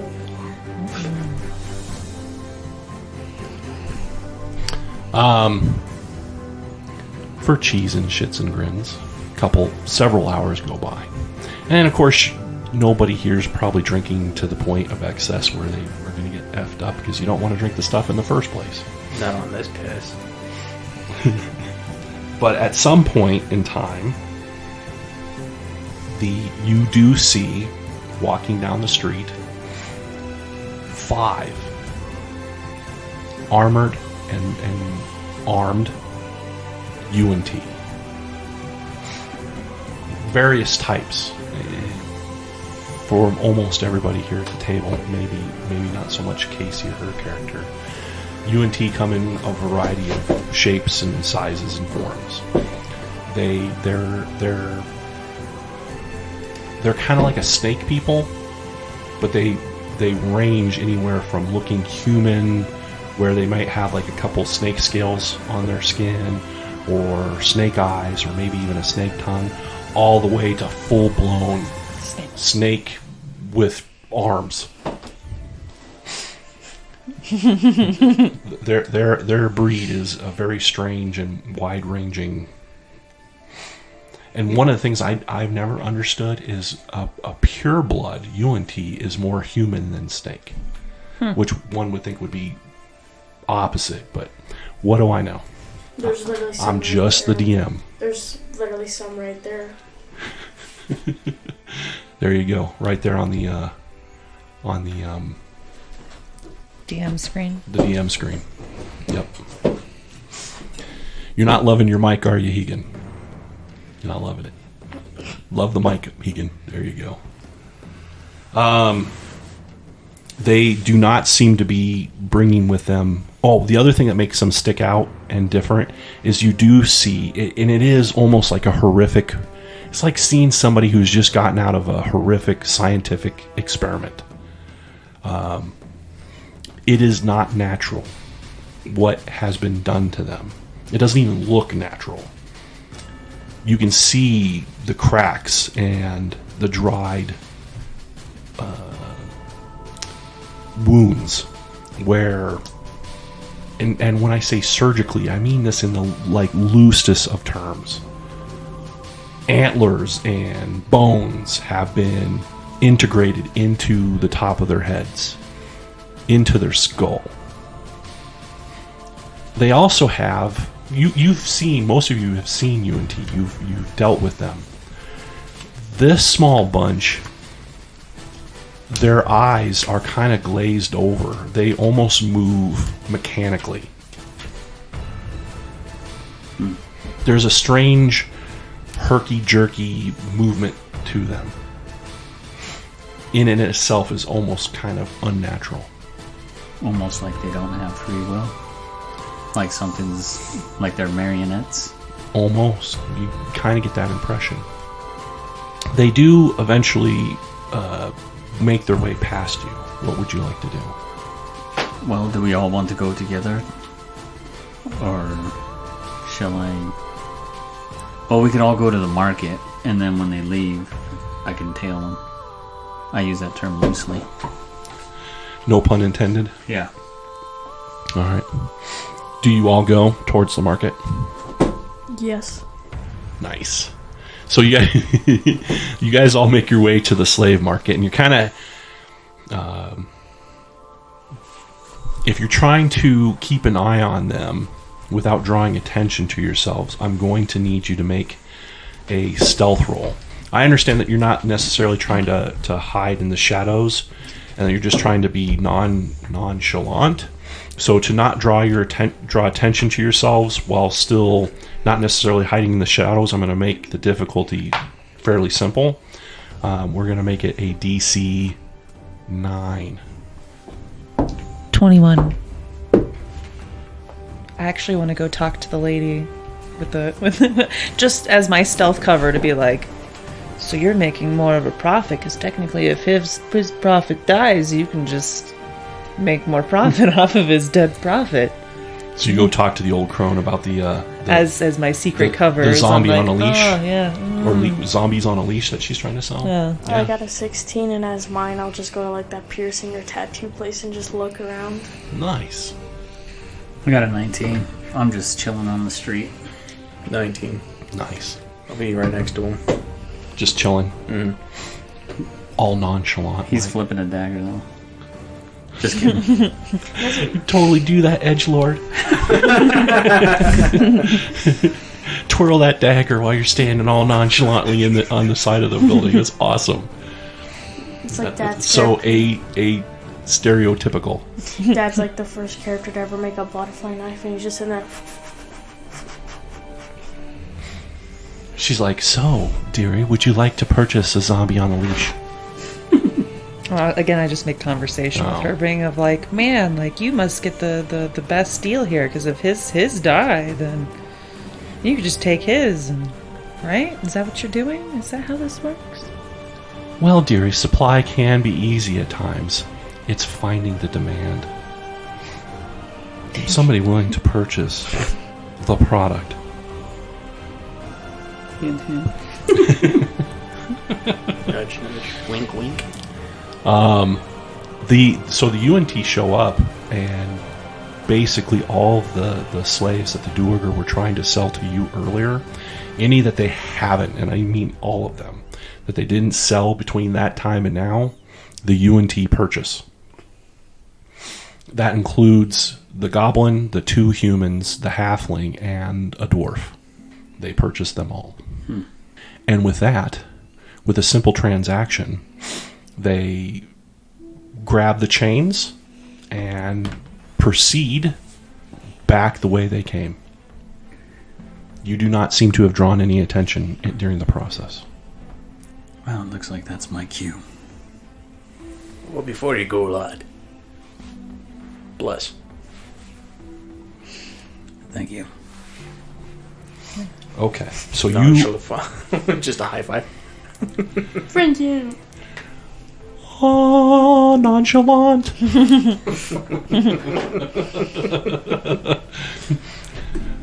Godlike power and flame that nobody will notice. I'm just kidding. You just engulf and fleas. Yeah, through the ceiling of this dark, damp place, this beam of Glangadin's light shines down, and you hear dwarven angels. Oh, just kidding. That'd be pretty amazing, though. That would be pretty amazing. So I'm gonna need you. So explain to me how you want to do this. How are you planning to follow them? Pretty much how they do it in the movies. That let them get a little bit ahead of me, and then kind of use whatever cover I can in the streets to move back and forth, and try to do it as inconspicuous as possible. Understood. For the most part, I figure the way they're moving and the way they're acting, they're not gonna they're not used to people messing with them. I would think, like you said, everybody pretty much gives them a wide berth, so I don't expect them to all of a sudden perk up and then look around all like, are we being followed? They seem, with the way they carry themselves, they seem like they got what they came for. Now it's time to go from point A to point B. So it might not be a lot of ducking in back alley or hide behind a barrel type stuff that would make me stand out if somebody's actually able to see what I'm doing. So just kind of maybe almost, just like a casual walk. Yep, understood. Keeping a distance, but to the point where you can keep an eye on them, and then quickly catch up if they turn like a blind corner or something. Is that kind of the idea? Yeah. I understand. Classic tail maneuver. Classic tail maneuver. Just like you see in a spy movie. Mm-hmm. The rest of you, what are the rest of you doing? I want to follow him, but not too close, not even too close to him. Right. So basically, even though you don't have to worry about him catching you, you're going to do to him what he's doing to them, but from a distance, thus doubling your distance from them. Pretty much just making sure he's going to be okay. Is that the same for the rest of you? Geth? Yeah. All right. Brewbane? Yeah. Okay. I'm going to need you... Let me think about this now. It's not that it's going to be hard keeping an eye on them. I don't really need you to do any kind of like tracking at the moment. I guess in a way it's really just you remaining undetected. So what I really need is a stealth roll. But you're not necessarily trying to hide. You're trying to be inconspicuous. So the DC level on that, again, I think is just we're going to make it a 9. Also, I'm trying not to make it look like that I'm actively trying to follow Dad. So instead, I make it look like I'm just like looking at different store names to see if there's one I want to go into. I'm going to need you to also make a similar roll, but since the only you're not in a position where you're going to be really detected by the UNT. It's just you looking so suspicious that somebody on the street is like, what the heck is this barbarian with the huge beard doing? And they're his friends. So I'm going to make your DC 6. 15. Do you want me to do a stealth roll, or would you prefer like a deception roll instead? Oh, that's even better. The deception roll makes a little bit more sense. Go for a deception roll. Unfortunately, it kind of shoots me in the foot because it's a lower bonus, but I figured that would probably be more... No, yeah, you're right. Good call. 21. Very nice. Yeah, so eventually they work their way through Skullport. Now, there are various ways to get into Skullport, and your group, utilize one of those. But to get out of Skullport is the same to get in. There are a variety of tunnels that lead out of Skullport, and the UNT definitely take one of those. So, as you reach the edge of Skullport and you find yourself standing at a tunnel entrance, and it's wide open, there's no door, there's no guard, you do realize that you are now leaving the area known as Skullport and potentially entering into what everybody's been referring to as kind of like Undermountain or something in between. You're not sure. That being said, you will no longer have the environment and the people within that environment to kind of blend into or with once you enter this tunnel. Your deception, so to speak, changes. To stealth now. Correct. But, that being said, unless there's a variety of different tracks, following them, in a way, kind of gets easier. Unless there's like a separate corridor or a split in the path or whatever. I got a 19 on stealth. Oh, sorry. And is it a D8 at this point? Or it's still D4 for your It's plus? still a D4. Still a D4. 4 D6. Yeah, D4. Gotcha. I got a 20 total on stealth. Unnatural 20. The look on Brewbane's face. He hates that term. Hates it. Can't stand it. So, they lead you down. And there are a series of other caverns and tunnels. The environment that you go through changes. Not just once, not just twice, but a couple times. At some points you're in like a naturally carved cavern. Maybe it was carved naturally through water. At some points you're going through what Brewbane you detect as dwarven in nature. You kind of even skirt the edge of what was once some kind of dwarven, almost like town or village that was underground. It's in ruins now. It's dilapidated and run down, and it's been overrun over and over. Is that cycle of dungeons and Undermountain where monsters move in, adventurers come in and kill them, and then new monsters move in, and then new adventurers come in and kill them. It's that century-old blood and guts mill that is Undermountain. But these UNT take a path of least resistance. This is a path they've taken, obviously, several times. They know their business, and as a matter of fact, they probably came this way in. So whatever problems or resistance that one would run into, they probably took care of coming towards Skullport, and would find less leaving, thus making the path for you much easier and simpler. You do eventually come into a series of twists and turns and caverns and dungeon paths where they eventually, as you're now looking down this long corridor and you're hiding around the corner but you're peering around it, you can see that they've reached this dark archway, and around that arch are a variety of carved into it, into the rock, into the arch itself, are skulls. They're not skulls in the fact of like a real skull. It's a carving of skulls. And it's skulls stacked on skulls, coming up to either side until there's like one big skull at the tippy top of the arch, right?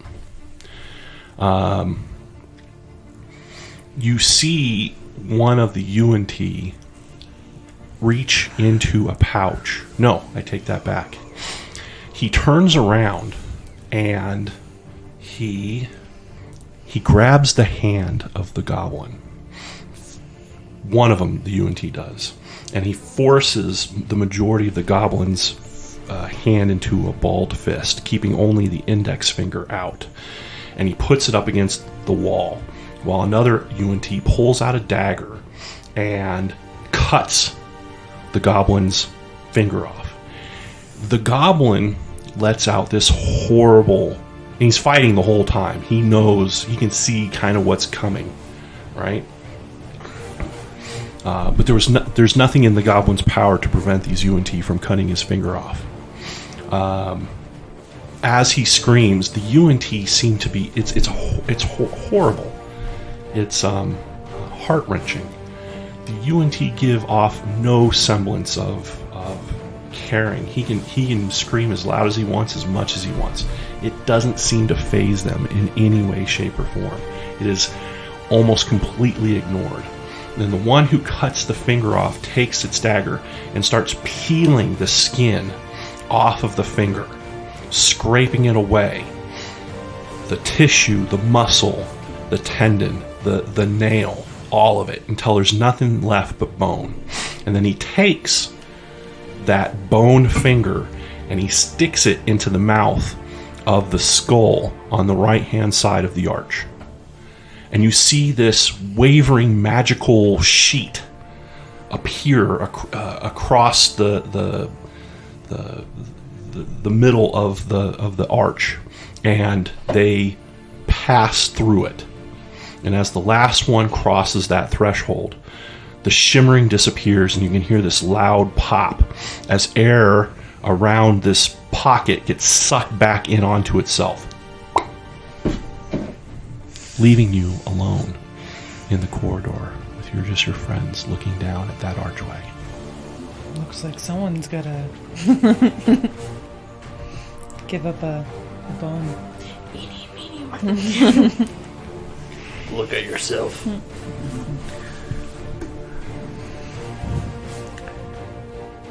It's Skullport. I don't see any reason why we can't find a finger bone someplace in Skullport. They seem to sell all kinds of stuff there. The UNT obviously have no time nor desire to do such things, so instead they just use the fresh one, unless that's part of what it is, but I don't see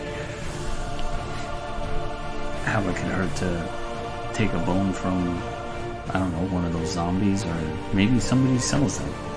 I myself need my appendages, so I will do no such foolish thing. Are we still in that dwarven kind of ruin? Or are we past that? You're past that, but not by far. Maybe we should check there.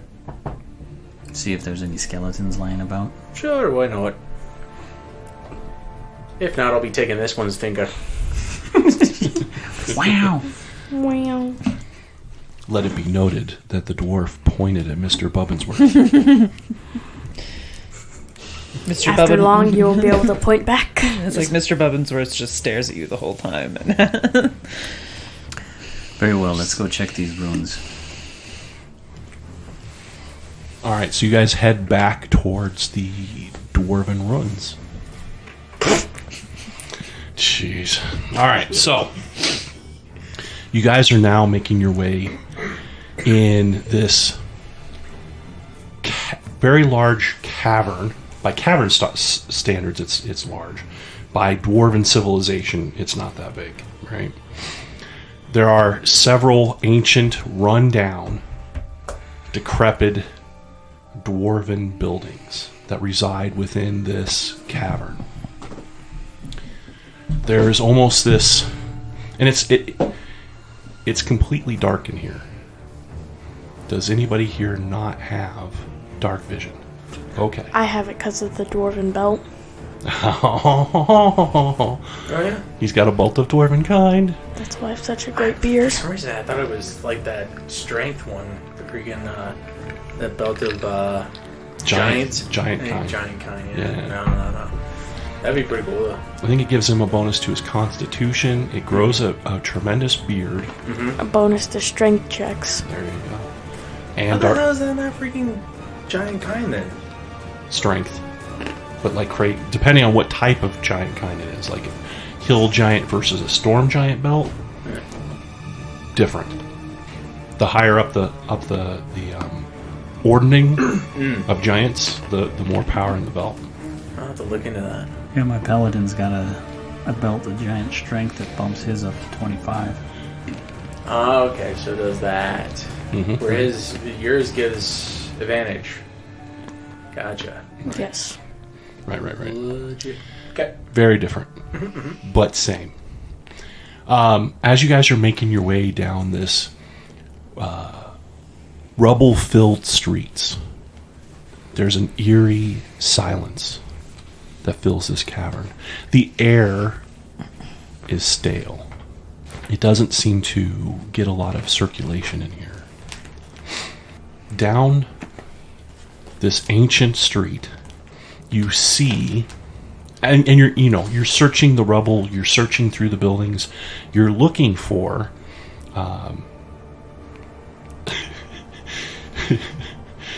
like depraved animals. You're searching for a carcass, the skeletal remains of any kind of creature. It's kind of Morbid? there you go. You'll see like a passed out guy in the form will kick him. Just to see if he moves. You're like, he didn't move, take his finger. Even if he did move. Wow. Oh, wow. Wow. See what Jolt does to you? I know. You guys are The trauma is real. the trauma is real. You damn bum. Give me that. Down the street, you see the shadow. Well, there's not even really a lot of light, so it's like a black smoke that seems to ripple up across the floor or the road, the rubble-filled road, and it seems to just kind of shake and billow for a moment until it starts to build up and roil and move and coalesce, getting larger and larger until it then starts to move and start to float up into the air, gathering in size until eventually you're able to see, and what makes out in material form, this large aberration. This creature is, in a way, kind of the antithesis of what our edgelord rogue is trying to do, as it is all black from head to toe. And it has these massive, they're almost like draconic-like wings. But the creature itself is large and humanoid. And it's got these two large black antlers coming out of the top of its head. Its tail is long but pencil thin and ends with this like sharp bard. The creature is almost like a something nauseously thin. It's faceless. Its black body is smooth, but the skin kind of gives you like this oily look to it, and the horns are turned towards each other, towards the top. Its barbed tail needlessly lashes about. Its fingers and toes end in horribly long, three-pronged digits. It looks like, not that this helps the listener, but for all of your here at the table, for your enjoyment, as it floats in the air, this is exactly what it looks like, but as in picture form, it looks like this. For those playing along, this would be out of the Creature Codex made by Kobold Press. It is page 277.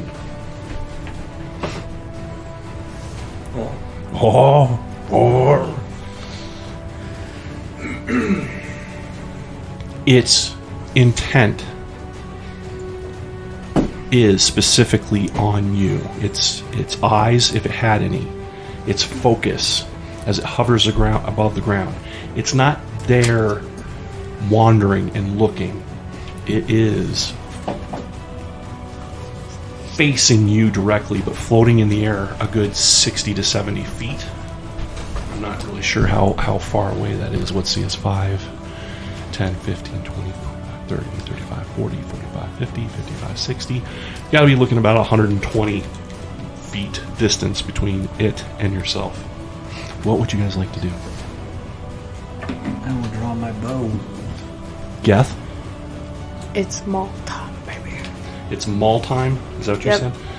Not malt time, because you're not drinking a beer. Yeah, I know, I said it's a malt time. Mr. Bubbinsworth? Also draw my bow. Brewbane. The shield and the mace. Understood. I understand that you've all drawn your weapons. Is there anything else that you'd like to do? No, just get ready, I guess. Getting ready for? Combat. On that note, I'm going to need everybody to roll initiative, please. Thrander? 11. Geth. 11. Bubbinsworth. 20. Brewbane. Are you guys ready for this? Yes. 11. Okay, so it's going to be Mr. Bubbinsworth first, followed by me. The three of you will need to let me know. You might as well just do it now to make this simple. Who's doing what? I have a 16 dex. I'll be going last then. 20. All right. So it's going to be Mr. Bubbinsworth, followed by me, followed by Thrander, followed by Geth, and Brewbane. You'll be going in the last position. Mm-hmm. Okay. Mr. Bubbinsworth, what would you like to do? I pull out 2 arrows and I fire at the beast. For now.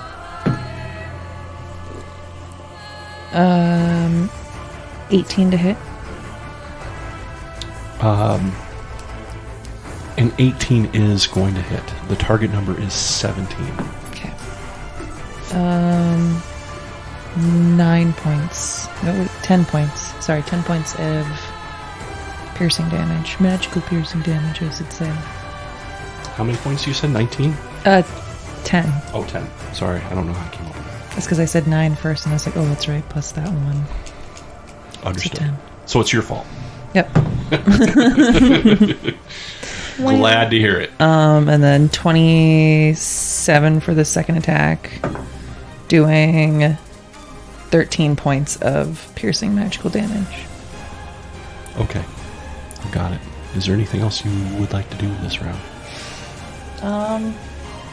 No. Okay. The creature, this darkness incarnate, drops kind of like a bird of prey towards the ground, but not in your direction. It actually dives down towards the ground, and it's going full, like a bird of prey, how it like just drops out of the sky going full bore as fast as it can, and at the last minute curves its body and its wings in such a way that it flies between two of the buildings over in my general direction, thus giving itself full cover. You do have a general idea as to where it is, but you at this point cannot see it. Does that make sense? Mm-hmm. Yeah. Pretty much ducked through one of the alleyways. It did. It dropped down, and it ducked through one of the alleyways. On that note, it is now going to be Therander, followed by Geth. If you move my character up into one of those buildings, Brubane. I'm gonna. It doesn't matter either one of the alleyways. I'm basically gonna take cover and stealth. My movement's 35, so yeah, that's me. You want left or right here, bud? Right's fine. And then I will roll a stealth. Okay. 25. On that happy note, the edgelord runs from the group towards a dark alley. What the? Geth. Since it's hiding now, and I know it's probably going to be more of a ranged, so what I'm saying is it'd probably take like half my movement to put my maul in, then grab one of my bone javelins, or... Yeah. Alright, well then I'll get that, and I'll just get ready to... It's not even really, I mean... So you're with your maul, are you dropping it, or are you just putting it away? I'm putting it away and then Okay. grabbing javelins. Yeah. You're Would fine. would that take my whole turn, or can I still hold my action? You can hold your action. What are you holding for? And then what's... When it comes into line of sight and it's Uh-huh. not like full cover, I'm gonna throw my javelin at it. Gotcha. That is a very distinct... Well, not full cover, but when I can see it, I'll throw Yep. my javelin. I fully understand. The second you can see it in any way, shape, or form, you will attack with your bone javelin. Yes. I understand. Very good. Seems like a very logical plan of attack. Brubane. I'm also going to be holding my action. Okay. Casting a... Can't do that. You can't hold your action and cast a spell. So you can't hold your action to cast a spell. Oh, yeah, so you're going to hold your action to cast a spell. I thought you said I'm going to hold my action and cast a spell. No. Sorry, go ahead. I'm listening. So when I do see it, I will unleash said spell on it. Okay, gotcha. Okay? Yes, Okay. smell what you're stepping in. Well, go wipe it off. I can't. Wow. That's pretty gross. It's not coming off. You're gonna track that into your house, Pat? I'm already in my house. Uh-oh. I know. On that note, it's now going to be Mr. Bubblesworth's turn. Killing me, Smalls. Killing me. I guess I actually want to see if I can get on top of one of the buildings and get a better Yes, which vantage. building would you like to do that? The yellow one. The Yellow one? The one in front of Theridon? Yes. Okay. What's your movement speed? That's where I was like, I don't know if I can though, because it's 30. So if not, So 25 will get you right here. I don't know if the extra 5 will get me on top. It'll get you climbing. It would get you climbing. He is correct, but it wouldn't get you up there. All right, so then I will just get onto the one right next to me. instead. Actually, so what we can do... Does dash imply Good question. Screw it. Put it in a dash? Yeah, let's put in a dash, Okay. which is going to double your movement rate. It means you're going to literally run over there and try to... You ever seen those, like, wall climbers who, like, race to the top? It seems unnatural. It does seem very unnatural, but if there was a creature that could do it, It would be me. you would be one of those creatures. I will go do that. What I'm going to need from you is an athletics roll. Target number is going to be 12.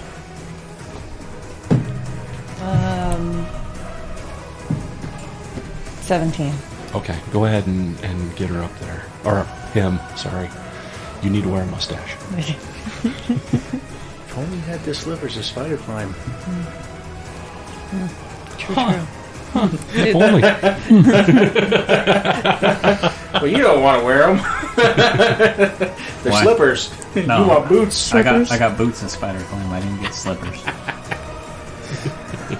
Fair enough. Do they have like the little soft? Is it fair enough? It is. I mean, you're the DM. Yes. You tell me. I'm just saying it's fair enough. Trolls another. It's fucking fair. Totally legit. People will be looking at you like, Slippers do not work on an edgelord. Do they have the little fluffy pads on top? Oh, that's right. Just make them black. They'll be fine. They are black. Fluffy Yeah, they are pads black. They're black with. I'm not wearing chanclas, okay? Jonglers. Oh my goodness. All right. So that was your turn, which would then make it the creature's turn. Mm-hmm. You do not see. Well, let me make this fair. I need you to roll, and Therander, you can do this well under the circumstances. I need the two of you to roll me a perception roll. I got a 13. I rolled a 2. 17. Bless you. You're welcome. Son of a... The two of you are unable to determine where the creature is, if it has moved at all. You are unaware as to where its current location is, if it had moved. You have a general idea as to where it was, and as long as it's there, that's as far as you're concerned as where it is now. Does that make sense? Okay. On that note, it is now going to be Therander's turn, followed by Geth, followed by you, Brube. Oi. Oi! I was gonna say something, but then I forgot what I was gonna say. I think I'm going to come out from behind the building and move down the street and duck in between the building I'm at now and that red one. Okay. And then stealth again. Is that 35? That is 35. Okay. Nice. Right on the money. I got a 20 on stealth. Very good. It is now going to be Geth's turn, followed by Brubane.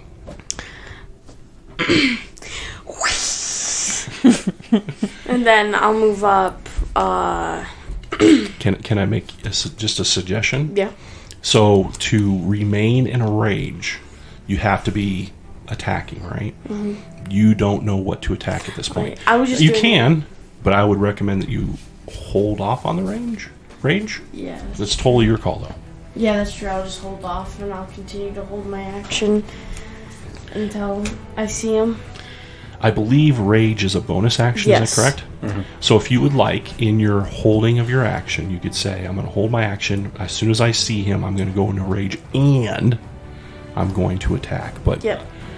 my question is it still throwing the bone javelin? Yes, it is still throwing the bone javelin. All right, that's going to be a very angry bone javelin. 3. 3 angry bone javelins. These are the bone javelins you picked up in Cholt, right? Yeah, Oh, one that's of them actually ended up sticking me, but I took it out of but myself. if I remember correctly, they're quite dangerous. Anything else there, Geth? Nope. All right, cool. Brubane, I'm still holding my action. got you. Understood.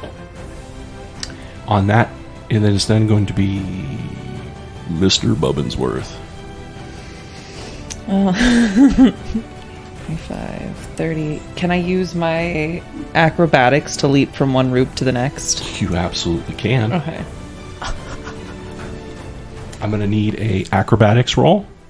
Therander, just for your edification, as you're hiding in the next alley, a a minor edgelord leaps from one roof over your head to the other, 26. kind of upstaging your edgelordness. If you say so. You got a what now? 26. The 26 is absolutely successful. Okay. I guess because at that point I still have an action. I'm pretty much just holding to see if I see anything. So At this point, you do not see anything, but to hold your action, what are you holding for, and what is the... just to shoot an arrow. I'm just trying to find this thing and be like, where are you? Come here. So if you see the creature, you will shoot at it. Yes. I understand. Oh, you're like, Nani? That means that if you're done, it is the creature's turn. Okay. Like a bolt of lightning coming out of the alleyway, flying low to the ground, as it rounds the corner, and its movement is quite fast. Technically, by the book, it's 60 feet around. That's not at a dash. This thing comes flying at you like an arrow through the darkness, and as it does that, you know that How to Train Your Dragon movie? Mm-hmm. You can hear that Toothless when he does his dive, and you hear that kind of screech. Yeah, and then the crackling dish. Yep, that's kind of the sound that this creature makes. I'm going to need everybody to make a wisdom save.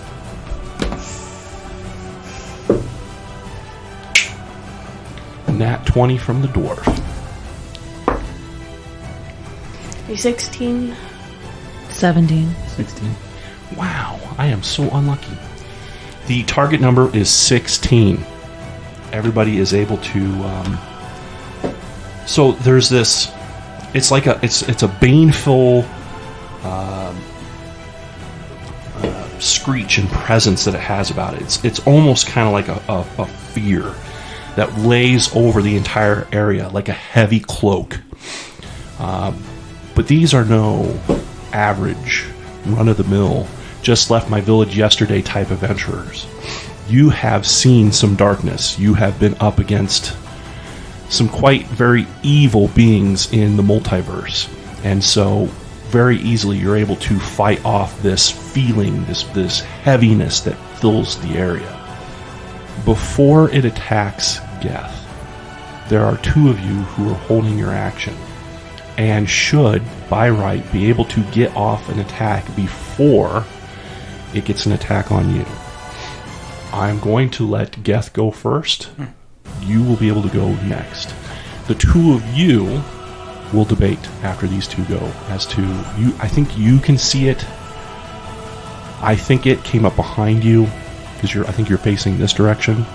But you can debate that with me if you like. Geth, holder of action, what would you like to do? So since I said with the javelins, I still have to use the javelins? Yes. Yeah, alright. Now, even though I moved it up all the way to you, that was during its turn. So the way we're going to role play is that you're throwing the javelins at the same time as it's coming at you. Alright. Is that fair? Mm-hmm. Okay. Alright, first angry javelin.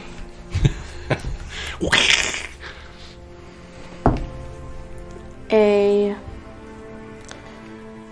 17 to hit. A 17 does hit. The armor class target number is 17. 11 points of damage on the first javelin. And this type of damage is piercing? Piercing, yes. Okay. A 22 on the second. Doing 9 points of damage. Wait, no. Yeah, 9 points of damage. Okay. And then on the third, another 17. Doing 14 points of damage. Yeah, so as this thing is screeching and beelining at a very fast pace towards you. You see it coming down that dark alley, and you just start launching javelin after javelin, piercing into it, hitting it in the shoulder with one, and the other two cleaning holes through parts of its wings. However, though great, not sufficient enough to slow it down.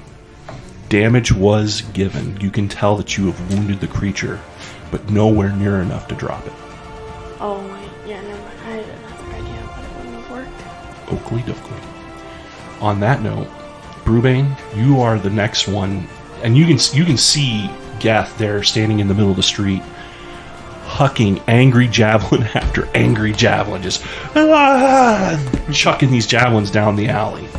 And just as this creature breaches the end of the alley, its wings unfurl, which allows it to kind of like quickly stop right there in front of Geth, as it's just getting ready to tear him apart.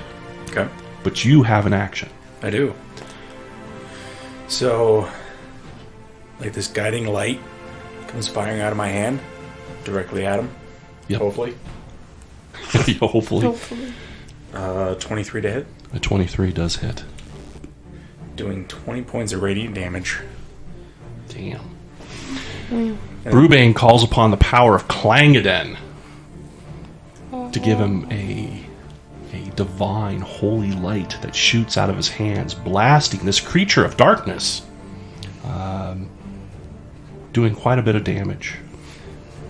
And also, once it hits, it's almost like fairy fire. So anybody who takes an attack against it has advantage until the end of this turn. Understood. Way to go, Mr. Bubbinsworth. Sorry. You're fine.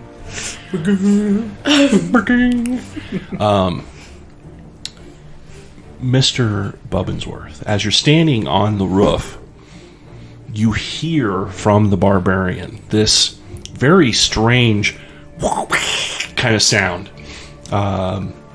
It's like a hiss, very primal, and then as veins start popping around in his head and his arms, he gets all bulgy. He starts hucking these angry javelins down the alleyway. Just as he finishes the last one and this creature pops up out of the alley, the dwarf, if you weren't paying attention before, definitely calls attention to this creature, bathing it in a holy light. You can see the light when it hits it. It's almost like tearing a hole into its existence. But it's now this holy light, though the light's no longer doing damage to it, it's wreathed by like almost a halo of this holy light. In this dark cavern, it is sticking out like a sore thumb. And Thrander, as such, you too would be able to notice. So if you were holding anything, you would be able to, or holding any action, you would be able to make an action, because it's not like this is a surprise anymore. The dwarf has definitely put the sign out and said, "It's over here." Bang, bang, bang, bang, bang, bang, bang. So on that note, Mr. Bubbinsworth, what would you like to do? I guess fire 2 arrows at it. Go ahead and do that. Don't forget you have advantage. Oh. It's actually really good because that was like a 5. You call that saved by the neck. 17 exactly. Doing 12 points of piercing damage. 19 to hit. Doing 8 points of piercing damage. Did you just pew pew? Alright. So now that it is bathed in this holy light, standing from the roof of this broken down ancient dwarven dwelling, you launch 2 arrows down into its area, both of which are hitting. It's not that its back is turned to you, it's kind of from the side, and both of your arrows kind of like stick into various parts of its wings, which there's more of than any other part of its body. Is there anything else you'd like to do? No, I think that's all I could do. Thrander, what would you like to do, buddy? I will peek around the corner and fire an arrow. Okay. Pew pew. Oh no. Oh, that's right, edgelords don't go. See, that's why she's a second-hand edgelord. She said pew pew. Yeah, wait. Yeah, and edgelord's like ka-chunk, ka-chunk. First arrow is going to be a miss. Armor class 15. That is a miss. You are correct. Here's some edgelord for you. Look out. Take a shot. Miss. Step behind the wall. Shoot through the wall at the target. He needs to make a DC 16 dexterity saving throw. I'm sorry. What do you've lost? Shoot through the wall. Yeah, piercing arrow. That's what arcane archers do, man. Oh my goodness gracious. Arcane arrow, you shoot through the wall, and I have to make the dex save. Yeah. Wow. So it hits no matter what, but if you make the dex save, you only take half damage from the arrow. What's my target number? 16 for dexterity. I do not make it. Or should I say, the creature does not make its dex save. I missed it by 1.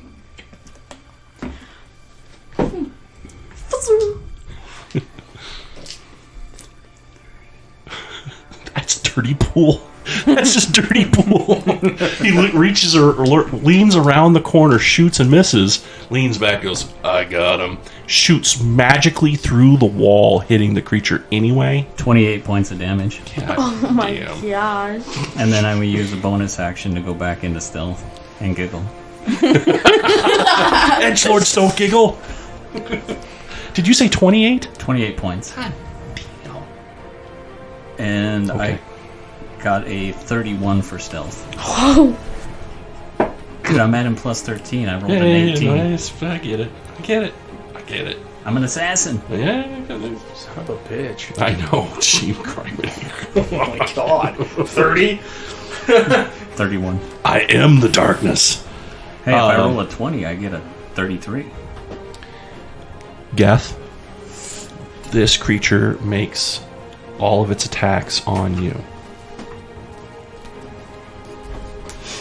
These are going to be 2 claw attacks along with 1 barbed tail attack. The first claw is going to be a 23, and the second one is going to be an 18. Is this slashing damage? This is slashing damage, that is Alright, correct. yeah, I'll take half when I'm in my range. Yes. So I believe both of those hit you. Slash bludgeoning and piercing. So the first swing is going to do 11 points of damage. Halved is going to be 5. And the next one is going to be 19 points of damage. Halved for 8. The tail is going to be a 16 to hit. I believe that it's going to be a miss. Is that correct? Yes. I have a 19 and 20. As a matter of fact, I think I screwed up one of those claw attacks. So the second claw attack was a miss as well. No.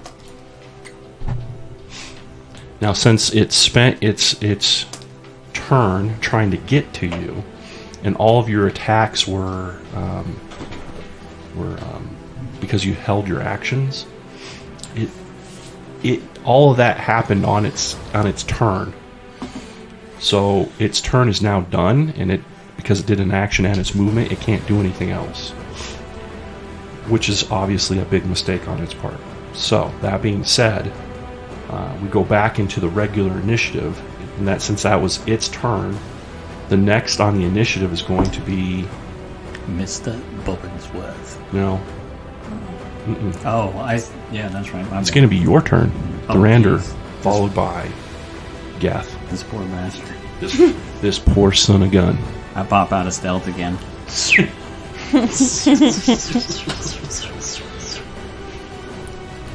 He didn't notice me, right? He did not. Okay, if he He's didn't actually notice- got his back to you. He's screwed then, because I get advantage. Because I'm attacking out of stealth. Yeah, well, that's right. Actually, you would have advantage because of the light as well. That was the last turn, or is that this turn? It's still this turn because all of those were held actions. Nice. First arrow hits armor class. Yep, 21. You tell him, Hegan. Do his math for him. Give that kid an A in math. Boom. That is going to be 17 points of damage from the first shot. Second arrow. Ooh. I crapped out. I rolled 2 2s on my dice, so that only hits armor class 14 on the second shot. 14, unfortunately, is not going to be good enough. We'll action surge then and take a third shot. Oh, jeez. Can you say min-maxing? Yeah, I know. I'm just kidding. Min-maxing I'm elite stats. I'm not min-maxed. There's other people out there that laugh at my build.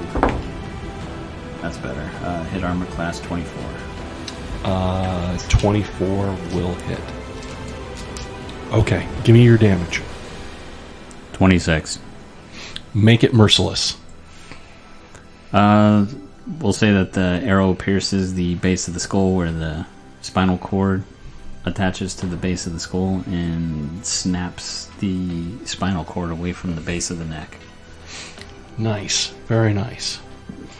Alright, so this creature is now laying down on the ground, and its black corporeal body is not twitching. I've seen a lot of neck injuries in movies where things kind of get that little death quiver.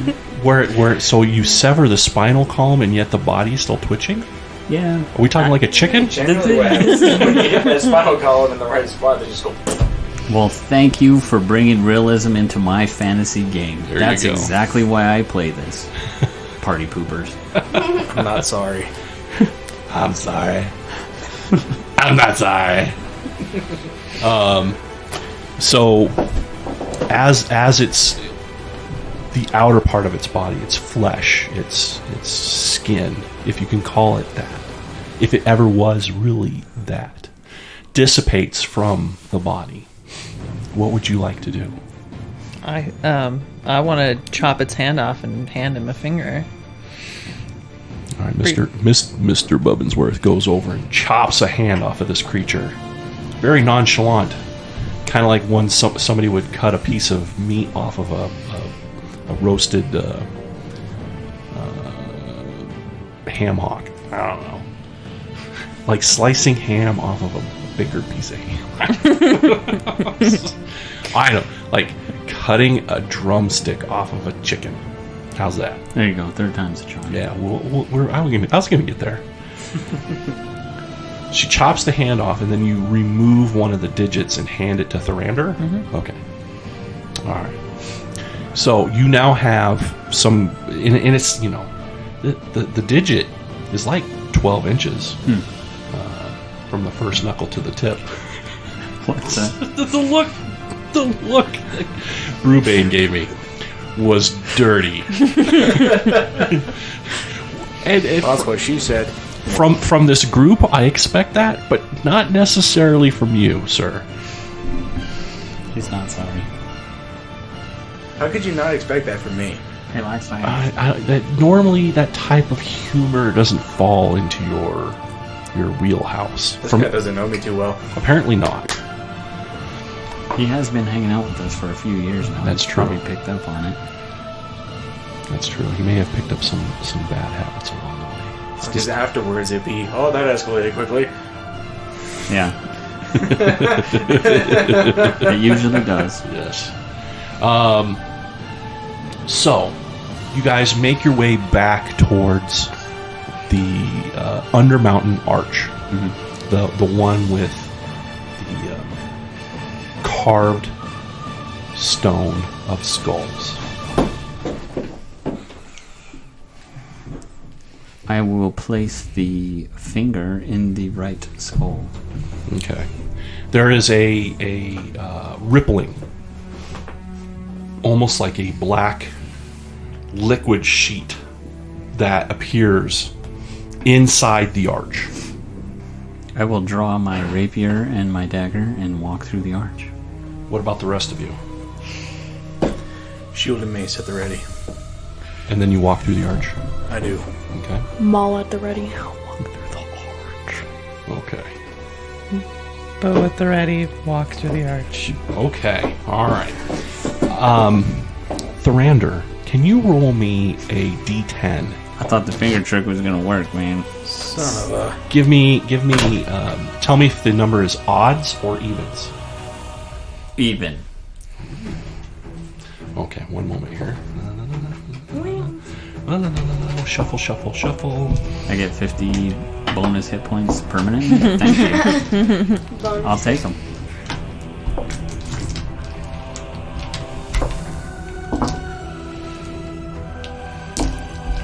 What I need you to do is I'm going to hand you a card. Well, let's back up.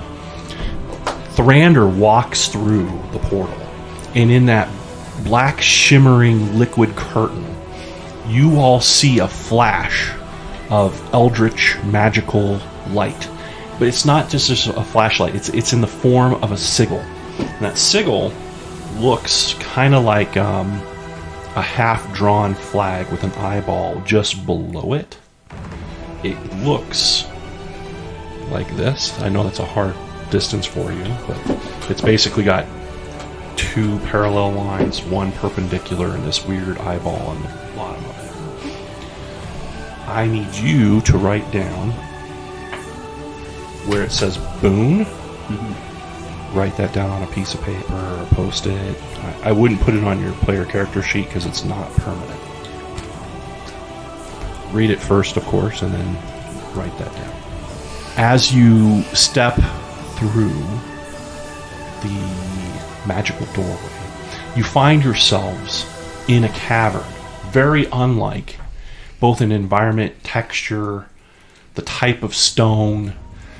For a normal adventure, it's all quite benign, but to the dwarf, it's like a slap to the senses. It's so distinctly different. The cavern that you're currently in, and Mr. Bubbinsworth, it's going to be that entrance closest to you. Correct. You can go ahead and place yourselves accordingly.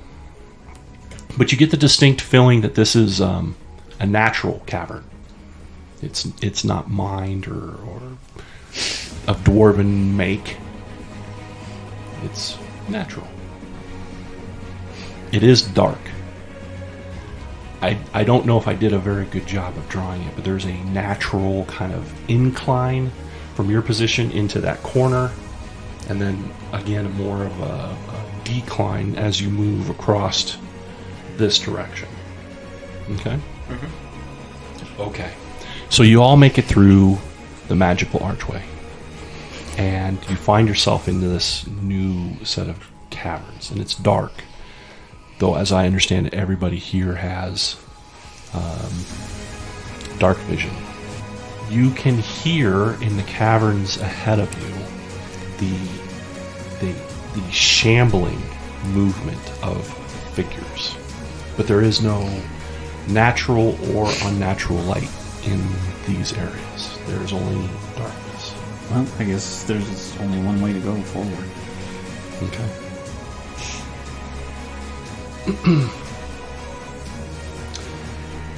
As you move forward. I'll go ahead and search for traps, I guess. Okay. Being that I'm kind of that guy. Edgy trap detector. Edgy trap detector. 27. See? You hardcore detect that, and there's no trap. It looks clear. Sorry. All I could think about is you looking back and swiping like this bit of emo hair out of your eyes. There's no trap detected. Sorry, I know that's not your character. I'm not saying that is what you did. That's what was in my mind. That's what I envisioned. I'm sorry. Just forget I said anything. As you move forward into the cavern, you having a problem with your mic there, buddy? No, I'm saying you can't do that because it's recorded now. It's recorded forever. Yeah, it will never be edited out.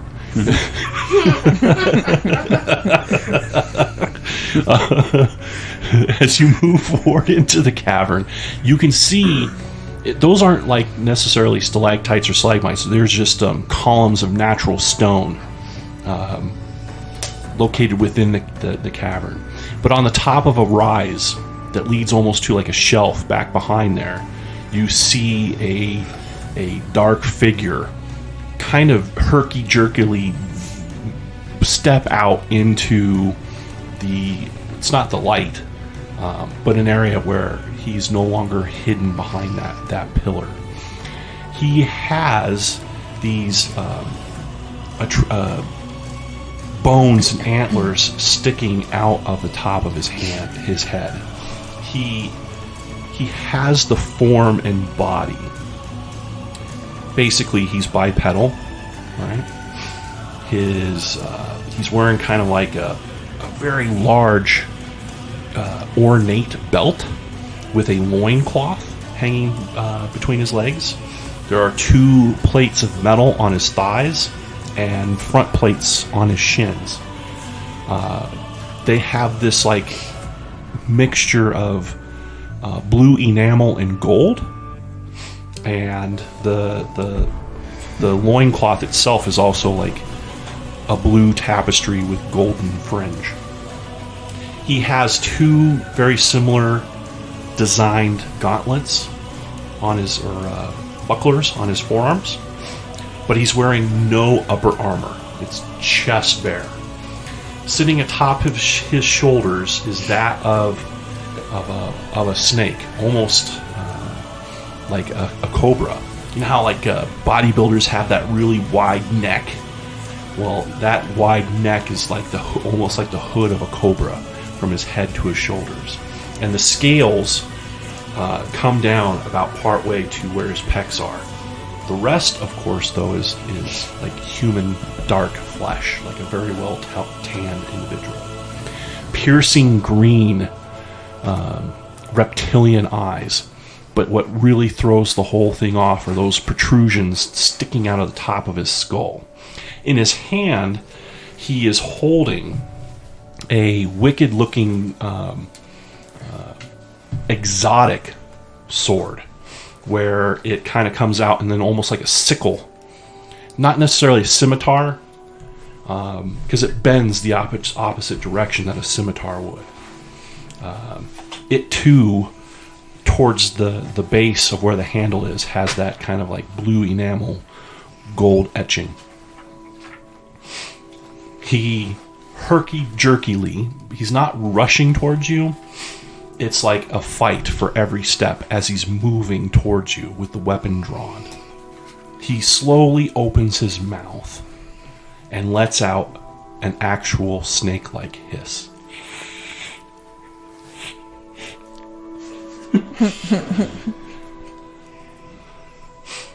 And as he does that, you can hear further into the cavern. It's like a recall. I say something, you say something. Further in the cavern, there's a response, a very similar response from other mouths and other voices, where you hear the hissing of snakes. What do you all want to do? Well, if he's coming at us, I guess get ready for combat. If you're going to do combat, what I'm going to need from you is initiative. I mean, unless you guys think we could talk to this thing. Do you want to try to talk to it? Yeah, sure, I guess. Go ahead and try. Is your master Nyrus the Hotek here? The Hotek, he responds, and even his voice is kind of herky-jerky. It sounds like he's struggling to make words. He does speak common. The Hotek is not my master. You must save us. And he swings the sword in your general direction as he's continuing forward. Are you not acting of your own will right now? I cannot stop myself. Is there somebody here that can help us? The Hotep must be destroyed. Possibly the magical statues be destroyed.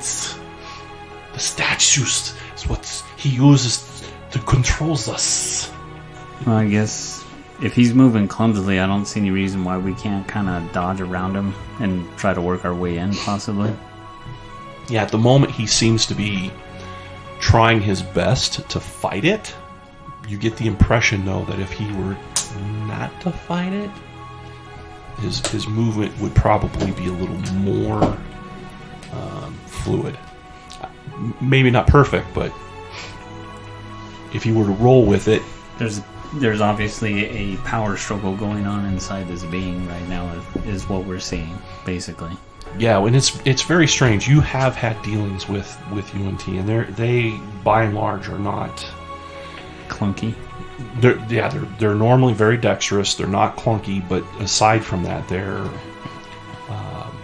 they definitely have a we're better than you kind of attitude normally, and would look down on people like you and your race, humanoids who are not UNT specifically. The fact that he's reaching out and asking for help is very outside of a UNT's nature. Gotcha. And as you move into the room and you look about, you can see other UNT staggered across the room, but they're all moving in your general direction. Some of them are moving a little better than others. Not all things are equal. How do you want to proceed? Do you want to try to make your way through the room without any combat, or fight them as they come?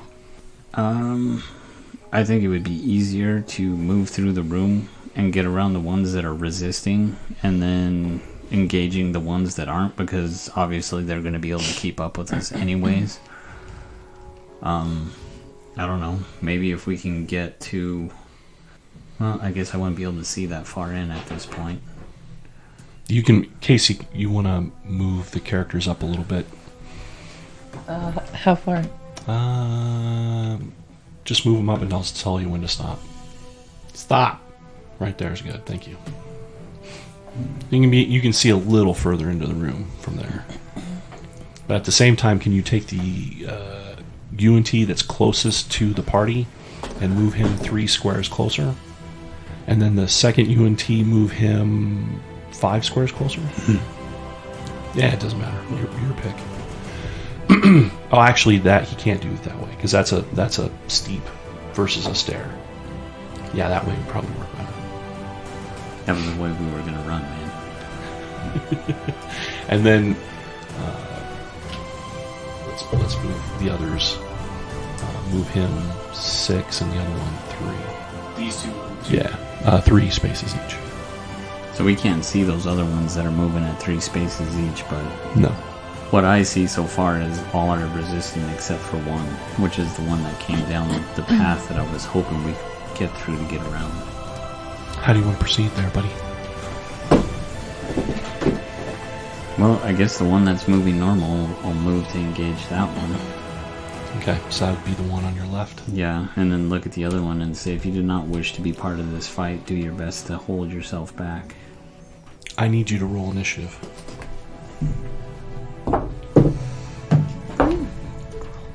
Not me, I rolled like crap. Thrander. 8. Geth. 19. Mr. Biggsworth. 14. Brewbane. 20. Oh, I thought you were going to say something like 29. Alright, it's going to be Brewbane followed by Geth. And just for clarification, the UNT that you're moving up towards has the body and head and legs of a human, but has snakes for arms.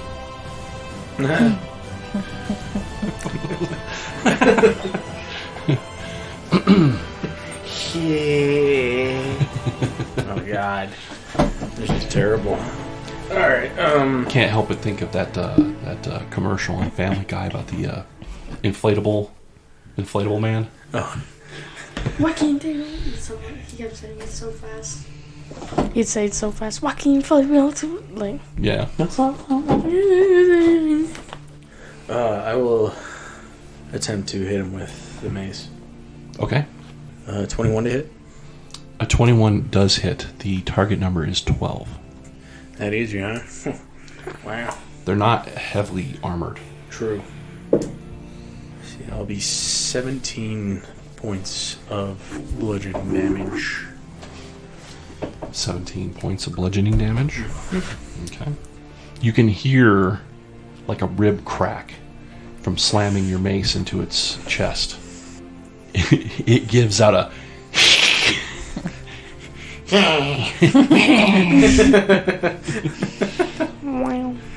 in stereo because it's two hands or snakes. Mm-hmm. Stereo. Give it. Oh god. You can't slow clap that. You just can't. That's right. That's a clap, not It's a just, it's, Just a golf clap. you know what? Sweet. Awesome. I'll take it. What do you do? Actually, that'll be the end of my turn. Okay. It is going to be Guest's turn, followed by Mr. Bubbinsworth. Can you move me up on him? I have a movement of 40. One Nick's swinging on. And I'll take a swing. No, don't move him. No, he's fine. Okay. Take a swing. 15. 24 to hit. A 24 definitely hits. Barely. Yeah, barely. 12 points of damage. Okay. And then I'll swing again. 16 to hit. Hit. Target number's 12. Dealing 7. 13 points of damage. Okay. And that is it. Okay. So you were using your maul in that case? All right.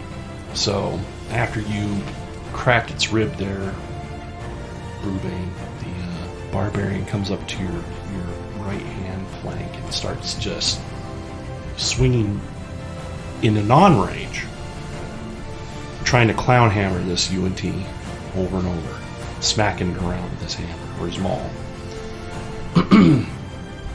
It is going to be Mr. Bubbinsworth's turn, followed by Therander. Nope, I take that. It's followed by me, then Therander. You're going last there, buddy. Very close, though. It's very, very close. I'm gonna cast Hunter's Mark on the one that's attacking us, I guess. Okay. And then try to shoot it with 2 arrows. Yeah, the good news is between you and the target is Brubane. And He's short. He's short. You can shoot over his I'd head. be like, duck, dwarf. Duck, dwarf!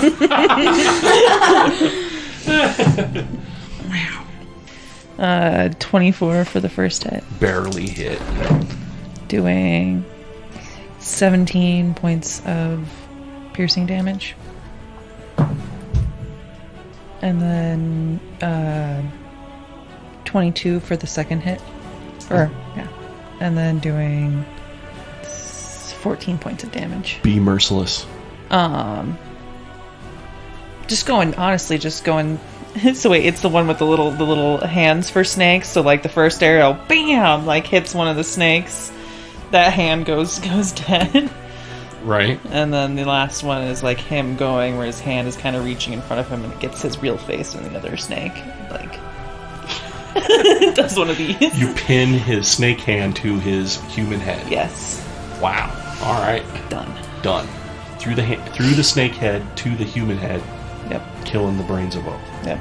If there are brains. If there are brains in the snake hands. Got it. Okay. Is that the end of your turn? I don't think I can move, can I? You can. You can. Yeah, I guess that is a bonus action, so then yeah, I'm gonna... Actually, movement is not a bonus action. Or the Hunter's Mark was a bonus action, Yeah, so I just want to make sure. Okay. So, the UNT who is fighting whatever it is that's controlling him, comes up behind Geth and takes a swing at you. As a matter of fact, he takes 2 swings at you. Alright. So the first swing is going to be an 18.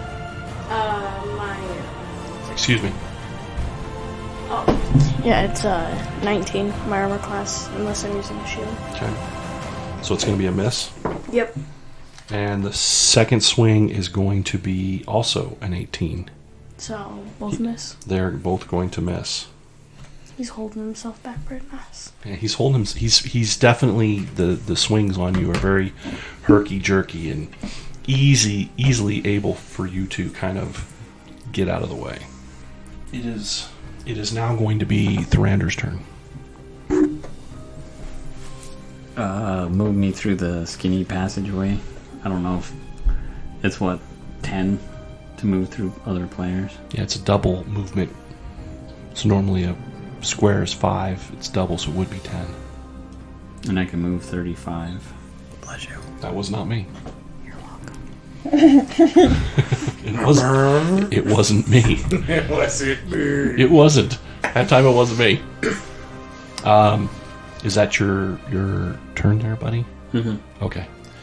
It is going to be Brewbane's turn. Okay. If you're going to move past that UNT, as you did, it's going to be Attack of opportunity, an attack of opportunity. which are at a disadvantage. Remind me why. My shield is a displacer shield. Oh, I forgot. Gotcha. A shield of displacement. Gotcha. The lowest number I got was a 21 on a disadvantage. Really? Well, you hit. Yo, buddy. Lowest I got is a 21. Really? What was the highest? 22.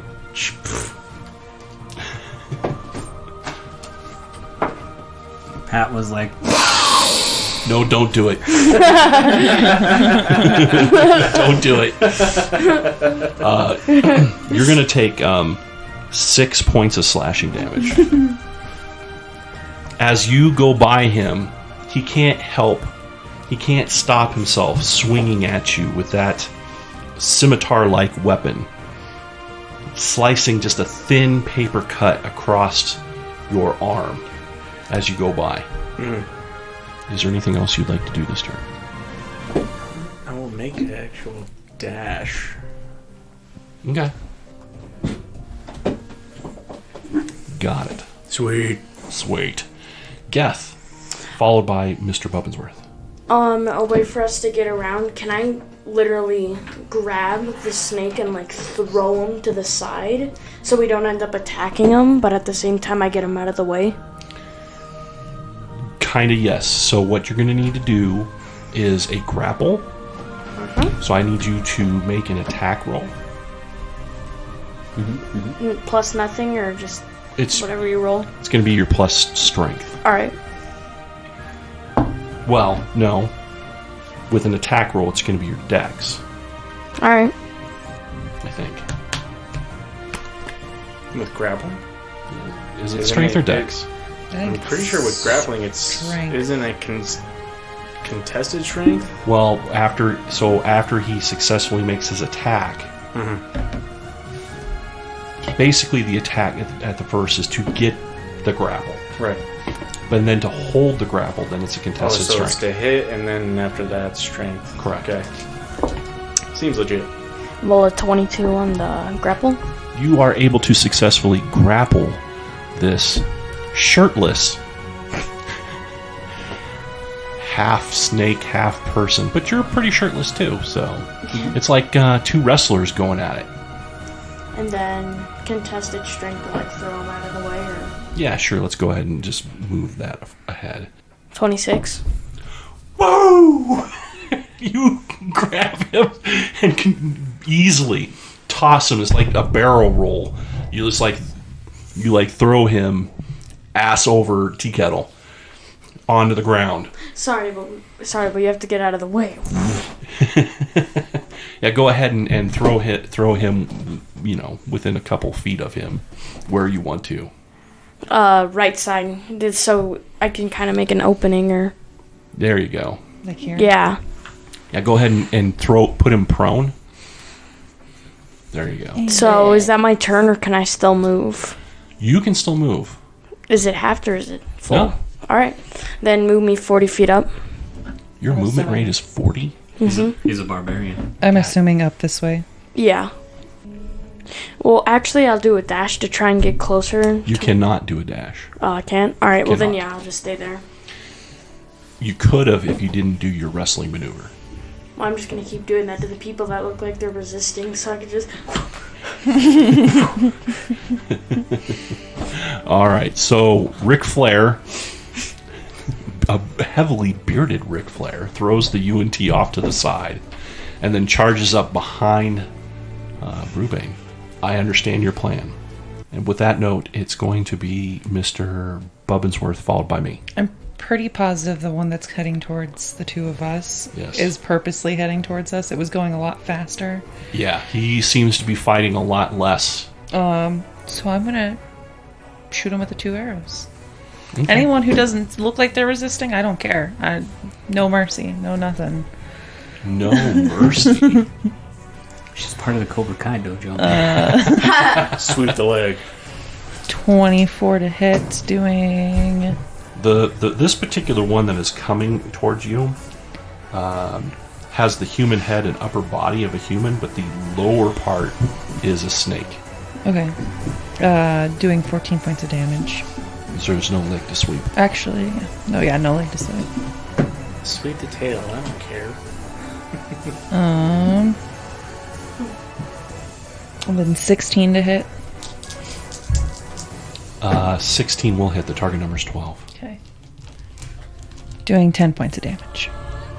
I'll wait where I am. Understood. Okay. All right, so that was your turn. The UNT is going to move. Who's in the front there? Is that Me. Thrander? Mm-hmm. All right, Thrander, he's moving up to you. He attempts to wrap the lower part of his body around you, but you are able to step very easily out of the way. And then with his very human-like head, he bears snake-like fangs and tries to bite you. He lunges that part of his body at you, trying to make like a quick cobra strike. Your armor class is currently 18, is that correct? Correct. He misses, but just barely. Okay. So the other UNT in the back of the room are fighting it tooth and nail, trying not to move forward, but they are herky-jerkily moving across the floor towards you. It is now Thrander's turn. It's going to be followed by Brubane. Alright, well I guess I'll go to work on him with the melee weapon. I hit armor class 19. 19 will hit. And I'm going to wound him with a rapier of wounding. That doesn't sound very nice.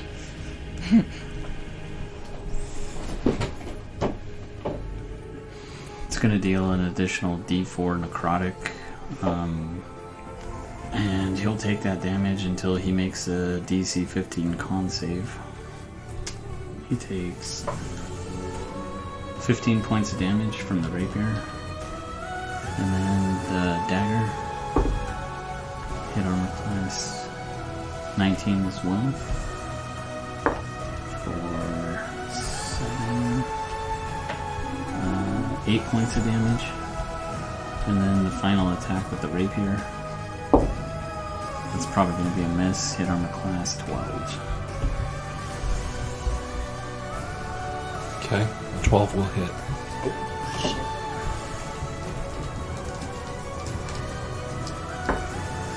So it's going to be 14 points more. Okay. And that's my turn. Brubane, followed by Geth. What? Not that way. You're still dashing? Yeah. Okay. Gotcha. All right. Brewbane is in a heated charge, crossing cavern side from cavern side, blowing by UNT. Like his little dwarven stubby legs are moving faster than a.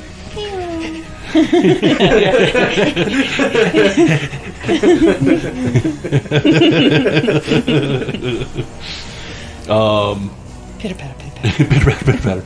Is that the end of your turn? That is the end of my turn. That's dash movement, so yeah.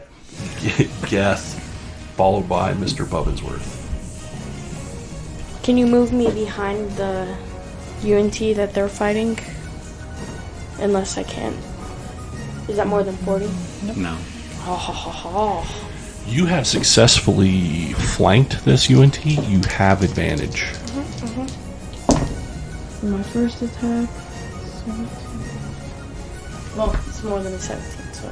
Wait, what's his armor class? 12. Then yeah. Doing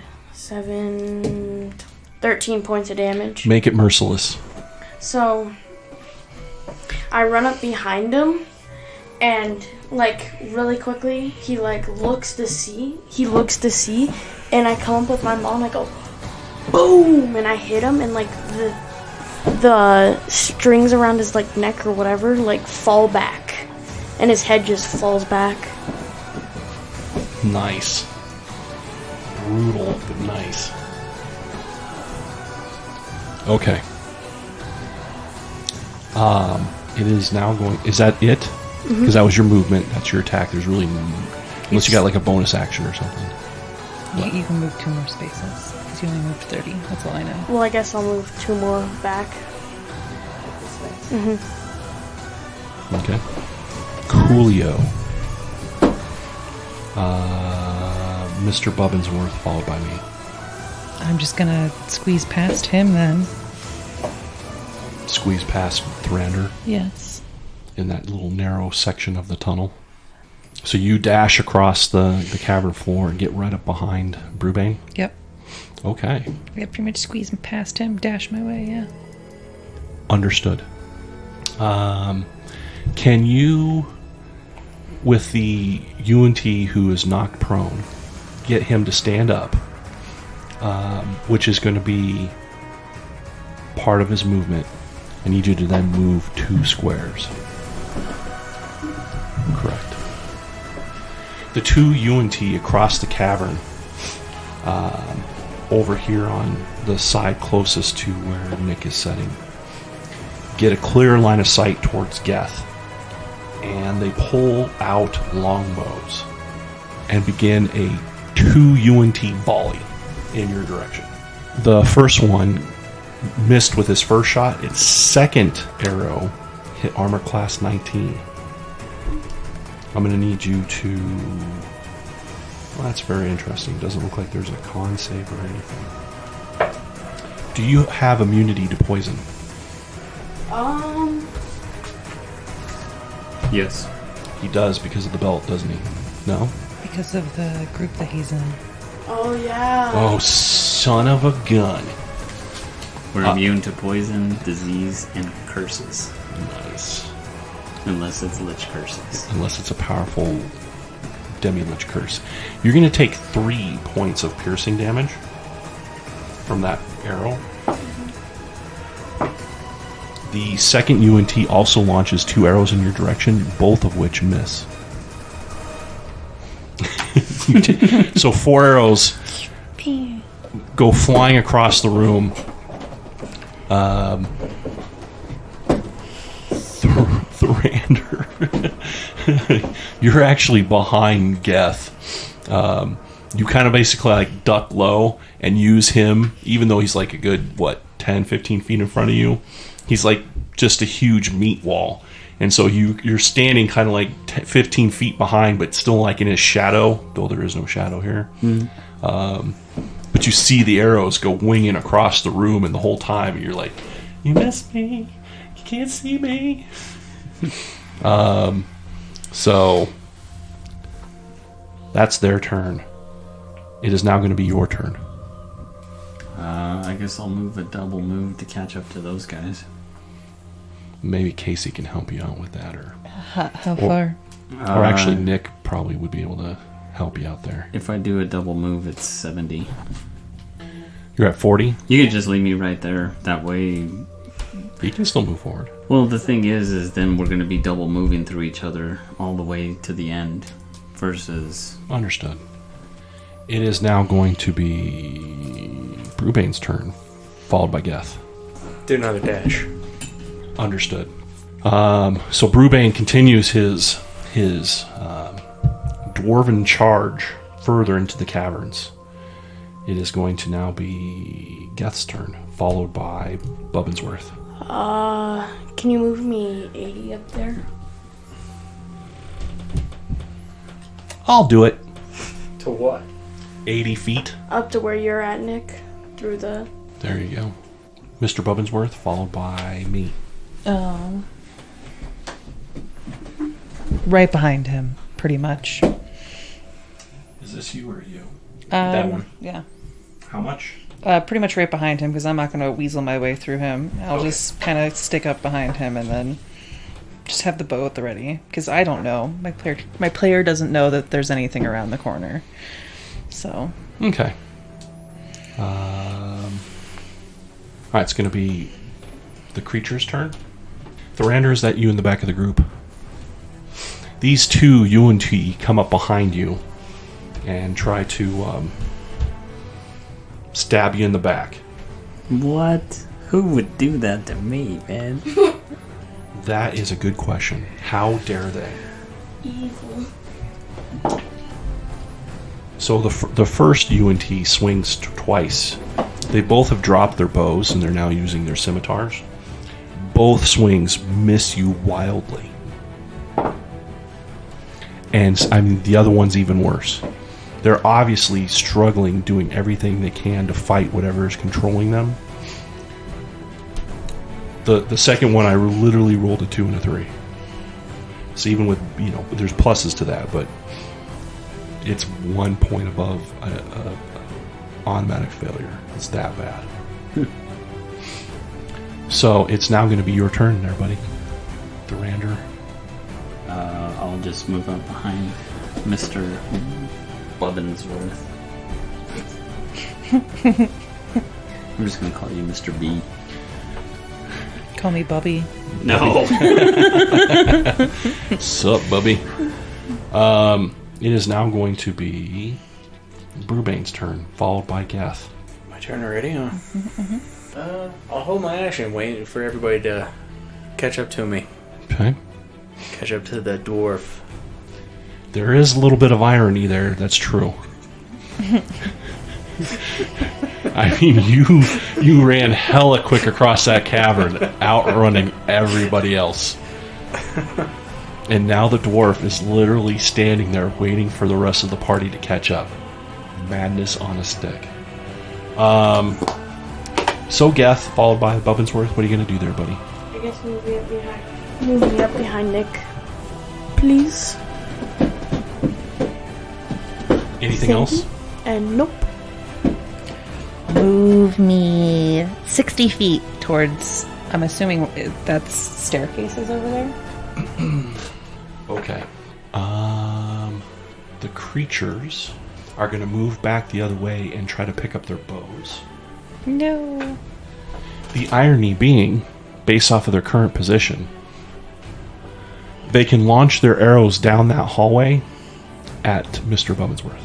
Let's see here. Your armor class is 14, correct? Yes. Alright, so the first UNT shoots twice. They both hit. The first arrow is going to do 7 points of damage. Plus, are you immune to poison? No. You're going to take 6 points of poison damage. The second arrow is going to give you 10 points of damage. And you're going to take another 7 points of poison damage. The second UNT shoots 2 arrows, hits you twice. The first arrow doing 4 points of damage, with 3 points of poison damage. And then another 3 points of damage from the second arrow, and another 3 points of poison damage. You also have what's known as the poison effect on you. That means all attack rolls and all ability checks are at a disadvantage until you no longer have the poison effect on you. Okay. Okay. It is now going to be Thurander's turn. Well, I can move up to 70. Yes. There you go. Brewbane, as you're waiting for these other players to catch up to you, they do, and do you the discourtesy of just blowing right by you. What? That's not a discourtesy. As I run by. It's about time you showed up! It goes right past them.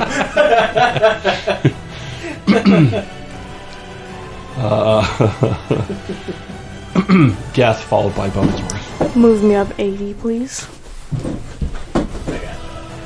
So just to base off of where everybody is, and just to kind of ease, I'm going to take us out of combat and move you guys down the staircase, which you're all pretty much there.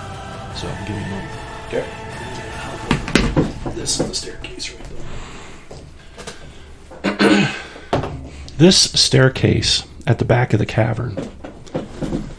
Can I cast a spell? You can. Can I do protection from poison, which will get rid of my poison? Will it get rid of it?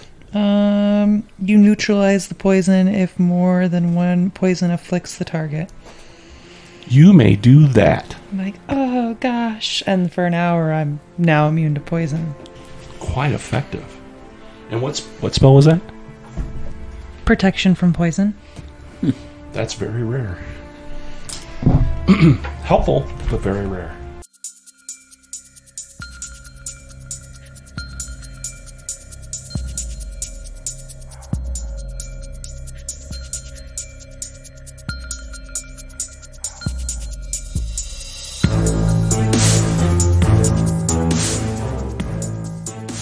This has been a Merciless Gaming Media Dungeons & Dragons podcast production.